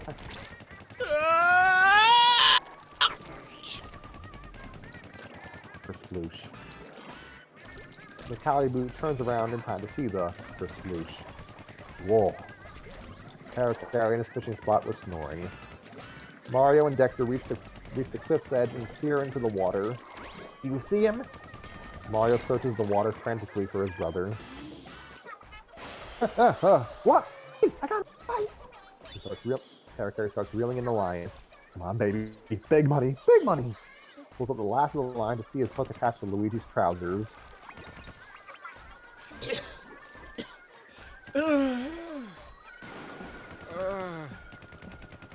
Where am I? It might look nice over the fireplace, but I think I should just throw it back. The Fetchers runs over to Luigi. That's it! That's exactly what we're looking for! He starts shaking Luigi's hand. The genius of it... gosh. Oh, the genius of it is its simplicity. We have to put it in the show. Excuse me? Allow me to explain. I'm the executive producer of The Mole, Traitor Aboard. Oh my gosh. Oh. And I'm the host. And I'm the imposter. And for the past 2 days, we've had the worst producer's block. Producer's block? Producer's block? And let me down, Paracarry. Luigi is lowered to the ground and is unhooked. You know, like writer's block. Anyways, we couldn't come up with anything. But you would all like... Oh gosh. But you would all like... I'm going over the cliff! And we were like, oh snap! And you went like, splooshy! And we were all like, dang! And you were like, I'm okay, suckers! And we were like, awesome! When we saw that someone could survive a stunt like that, we knew we had to put it in the show. And now we are! All thanks to you. Yeah. Hey, we still have a slot open for this season if you want to be a contestant. Maybe? Please? Is there a cash prize? Yeah. Will there be hot girls? No, will I be on TV? Will I be on TV?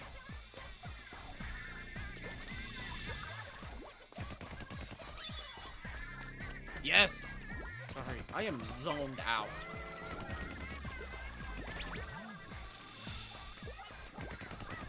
Will there be hot girls? Oh yeah. Sign me up! Luigi shakes Persephon's hand. Mario runs out of the woods and hugs his brother. Everyone on the beach goes, aww. Mario! You're alive! Luigi returns the brotherly hug. and notices the hotel over Mario's shoulder. Do they have food there? Mario nods his head and takes Luigi to the buffet table.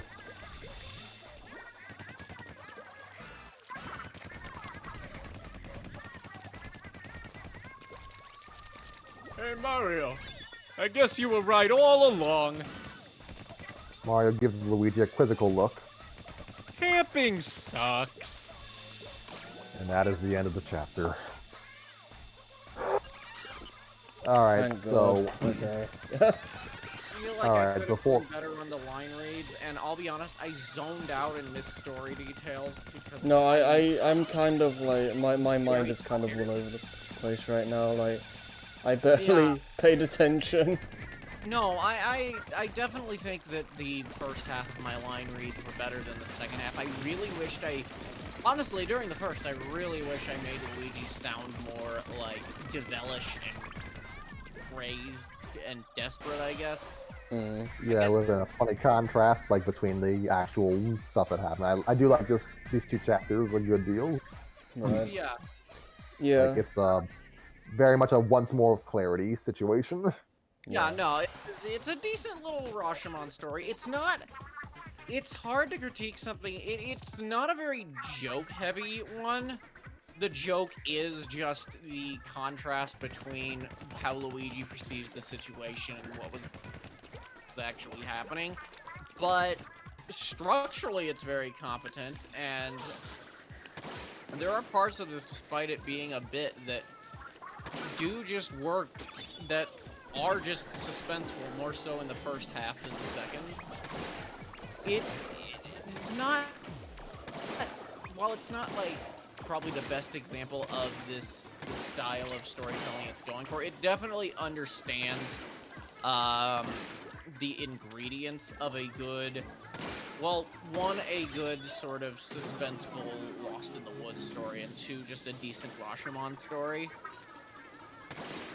Yeah, And I appreciate it for that. I guess I'm sorry, you go ahead. it reminds me of, like, all the camping arcs in Calvin and Hobbes, which is always a good those are thing. great. Those are fantastic. Calvin and Hobbes in general is fantastic. We're going to read some of the, like, swing 1, 2, 3. Yeah, we're gonna read that eventually. I just realized in the author's notes, Chris Etchers is not an OC that Whimsy like came up with. That is the name of an author of a Mario fanfiction published in 2008. Oh, nice. So yeah, the Mole Trader Aboard was a Mario story. It was a pretty good one from what I recall. Basically just nice. a bunch of Mario characters competing in a version of the Mole, and yes, Luigi was a contestant in that. So Yo, that Scrappy, was if you become a famous writer one day, I really hope you answer, like, what your inspirations were. I really hope you answer, it was the Mole Trader Aboard. It was this Mario fanfiction I read back in, like, 2008. I mean, I have this site probably to thank for my interest in writing, so Yeah. Yeah. I'll be honest, I mean, I got into fan content through, It's Just Some Random Guys stuff, which a lot of that stuff still holds up. A lot of the I'm a Marvel, I'm a DC stuff still holds up.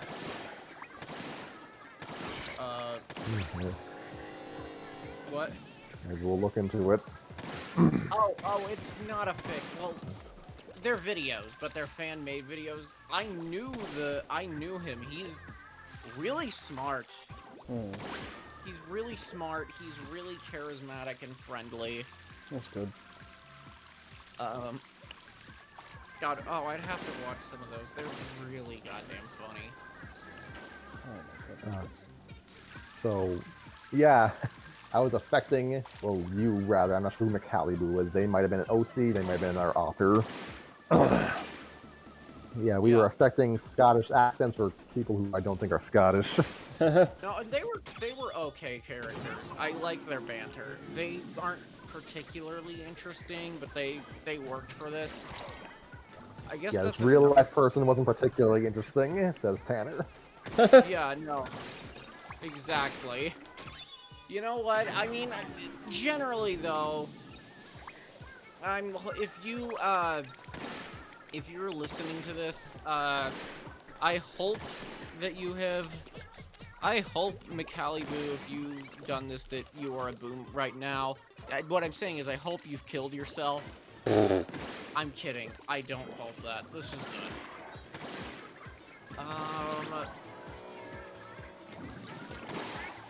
But no, I would also say Mario is. I don't know. It's Yeah, weird. I love Mario in this. He's actually.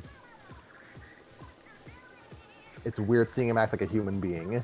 Yeah. For once. Yeah.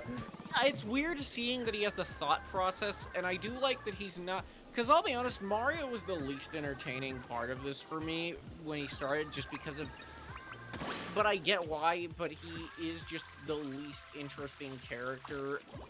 Yeah. Because he has a limited instrument. He really is just like a catalyst and chaos agent more than anything. Yeah. I did get a kick out of how he was like the silent one, but there was still like some fun there. Yeah, I do like that he has a thought process, but Yeah. it doesn't necessarily give him depth or intelligence, but he has a thought process that is just in service to his hedonism. Yeah. Okay, yeah, like the friggin' he's just- like the belt, like it was the championship belt was for him to flex. He knows it. Yeah. It was Like- so good of him just slapping himself around. That was such a good bit. Yeah, I do like that for once Luigi's friends aren't completely horrible to him. Yeah. Yeah. And it's a funny contrast because this is pretty much the last normal chapter before the three-part arc when Luigi's suffering comes to a head. Well, I'm looking I'm forward to seeing excited that. This has been a really fun fix. Yeah, I've enjoyed this Yeah. one a lot. This is fun. Like Luigi, like all of his psychoses are going to come to a head in next chapter. Definitely, I don't know. It's weird. I don't know if I'd say he has depression. Definitely He's has too anxiety. happy. Yeah, Anxiety, he's yeah. bizarrely happy for like how much life throws at him.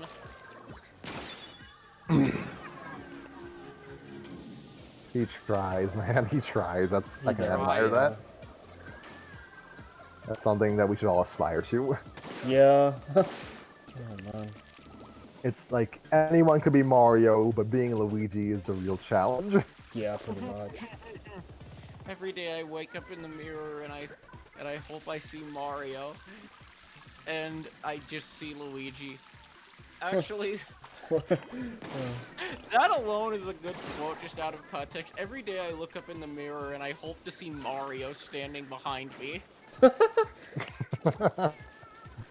I wish I could see Mario in my reflection too.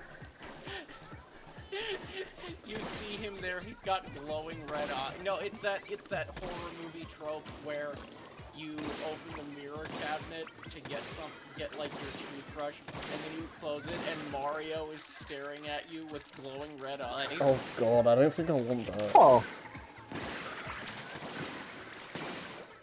No! oh. Luigi is staring at you, and he says, "I've come for your bones," and then he points at you, and you contort into a wall and roll out of the window. Oh god. That's not how his powers work. That is now how his powers work. Oh gosh. Can't believe that's my legacy. That is your right. Breaking bones? You They make don't break the Luigi- bones, they just crack like cracking your neck. Oh. That's still. Why does he have that? Why can he do that?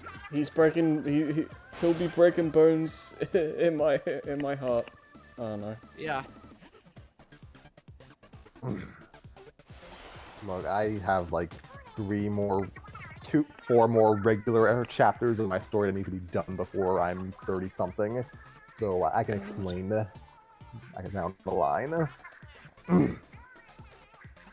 Okay, so yeah, I enjoyed this duology of chapters. It was a nice little change of pace. It was definitely interesting. It's like a nice dry run for what we're gonna see soon. Yeah. And yeah, nice for Luigi to kind of come out on top for once. Yeah. Oh yeah, yeah. With the show. I mean, he got mauled by a bear, but God.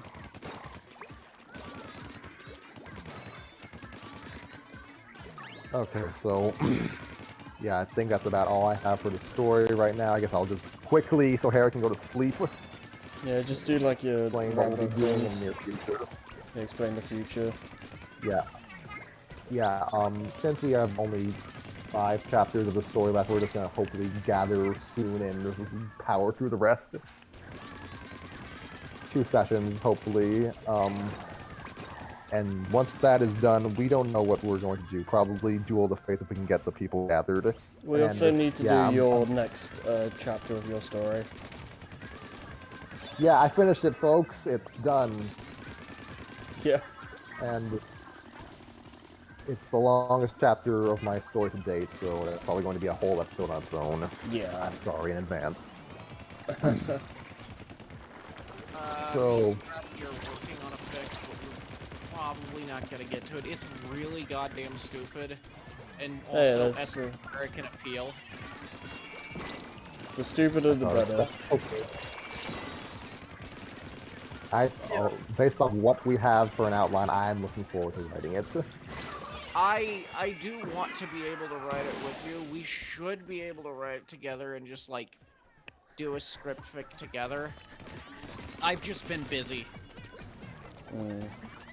And I guess I'll drop a... This is so corny, but I'll drop a vague hint, very vague, as my outro. I mean, are we still talking or no? Yeah, you can go. Yeah. Wait, hold on. What were we doing? Okay, Duel of the Fates is probably after this Luigi story. Yeah, if I haven't said it already, I'm voicing right now because we could not find a substitute. So, Find a few people. if you could, that would be great because that would be nice. We need more people. Like, we really need more people. This episode is a testament to that. Yeah. I mean, especially egregious today because we didn't have Nova, who is usually a pretty like regular guest. I like So. that part where I like that part where fucking Dexter decided to be a vampire, decided to be an Irish vampire. Oh, yeah, if Like I can't. Irish Dracula. This is why I don't bother with accents other than Applejack, and even that's not really good. I think at one point it sounded like you were doing Scrooge McDuck. Go figure, I sound more Scottish than non-Scottish character. Yeah. I would like to write some Disney stuff, and I'll need someone to voice Scrooge and Flint Heart at some point. I could definitely do Flint Heart Glomgold. Oh, that would be fun. I'd love to I find. love him. I would love to What did you find. No, I was gonna say I'd love to find a good DuckTales fanfic. I've never actually looked, so I don't know what's there, but it sounds fun. I have not watched the DuckTales reboot, but I hear it's really Oh, good. it is really good. I haven't seen season. I haven't seen the 3rd season yet, but yeah, it's good. Yeah. One other thing. So yeah, Duel of the Fates will come after the Luigi story. Recast pending, I guess. And after that, I don't know. Depending on how long we take, because you know us, I don't know if we'll jump right back into my Mario story. But if we don't, then we'll maybe just handle a one-shot just to kind of provide a buffer. Yeah. And if I can draw, I don't know. Are we doing outros now? Actually, do I have anything else to say? Do I like the sound of my voice that much? Yes. What else? Is there anything else that needs to be discussed? I think that's it. Go on. If I can drop a little hint here, I'm just gonna exit by saying, bye, have a beautiful time.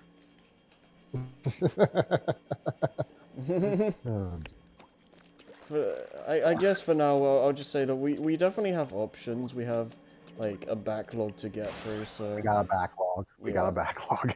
Yeah. So we'll figure things out.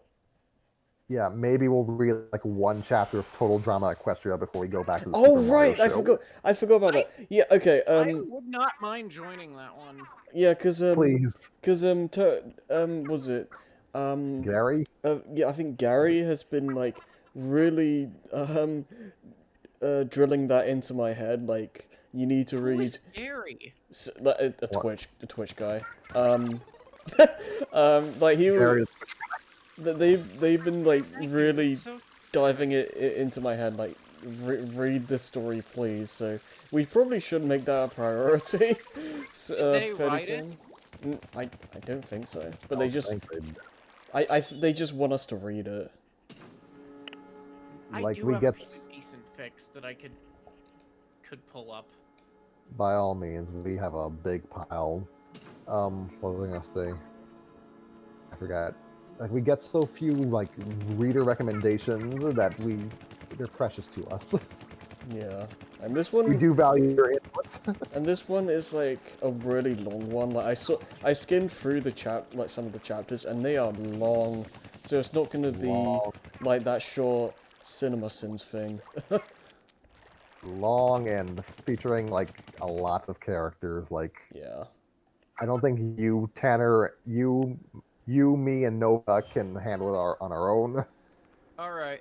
Yeah, I think I guess after Dawn of the Fates, I feel like that should become our next major project, just because it's Nice. just because it's like fan requested, and I feel like those should be by default should have priority. So We have Maybe fans. we should get a decent Pinkie Pie that isn't just me. I love Pinkie Pie. Oh my god, she was so fucking fun. Yeah, I do kind of want to. Yeah, you suggested like making MLP stuff like for the anniversary, a yearly thing, and I wouldn't mind doing that. I wouldn't either. I don't want to define myself by my attachment to any show, especially that fucking one. But no, it's a fun Let's show. do it anyways. Let's do it.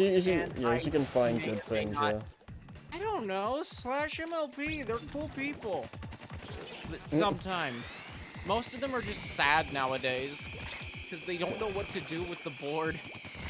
I haven't looked what at was I film gonna say? fiction in like years. Oh no, I was talking about the 4chan board. Oh, that okay, yeah. It's that, and it's 90% that, and just like, oh, we're gonna ship the Anon with my OC, and the pony is super shy until they see my huge pee-pee. Just really poorly written self-insert RP. That is most of Slash MLP right now. Oh gosh, my lungs. So yeah, thankfully we have stuff to do, and hopefully we'll get a more consistent recording schedule when I'm like situated in my house. Whenever I move, I don't even know when I'm leaving. I was gonna ask like when this actually happened. No one knows. My mother doesn't even know. I'm going to wake up tomorrow, today I guess, and just be out of my house. I don't know. So yeah, like honestly, I could record Saturday for story time if we were all available. Yeah.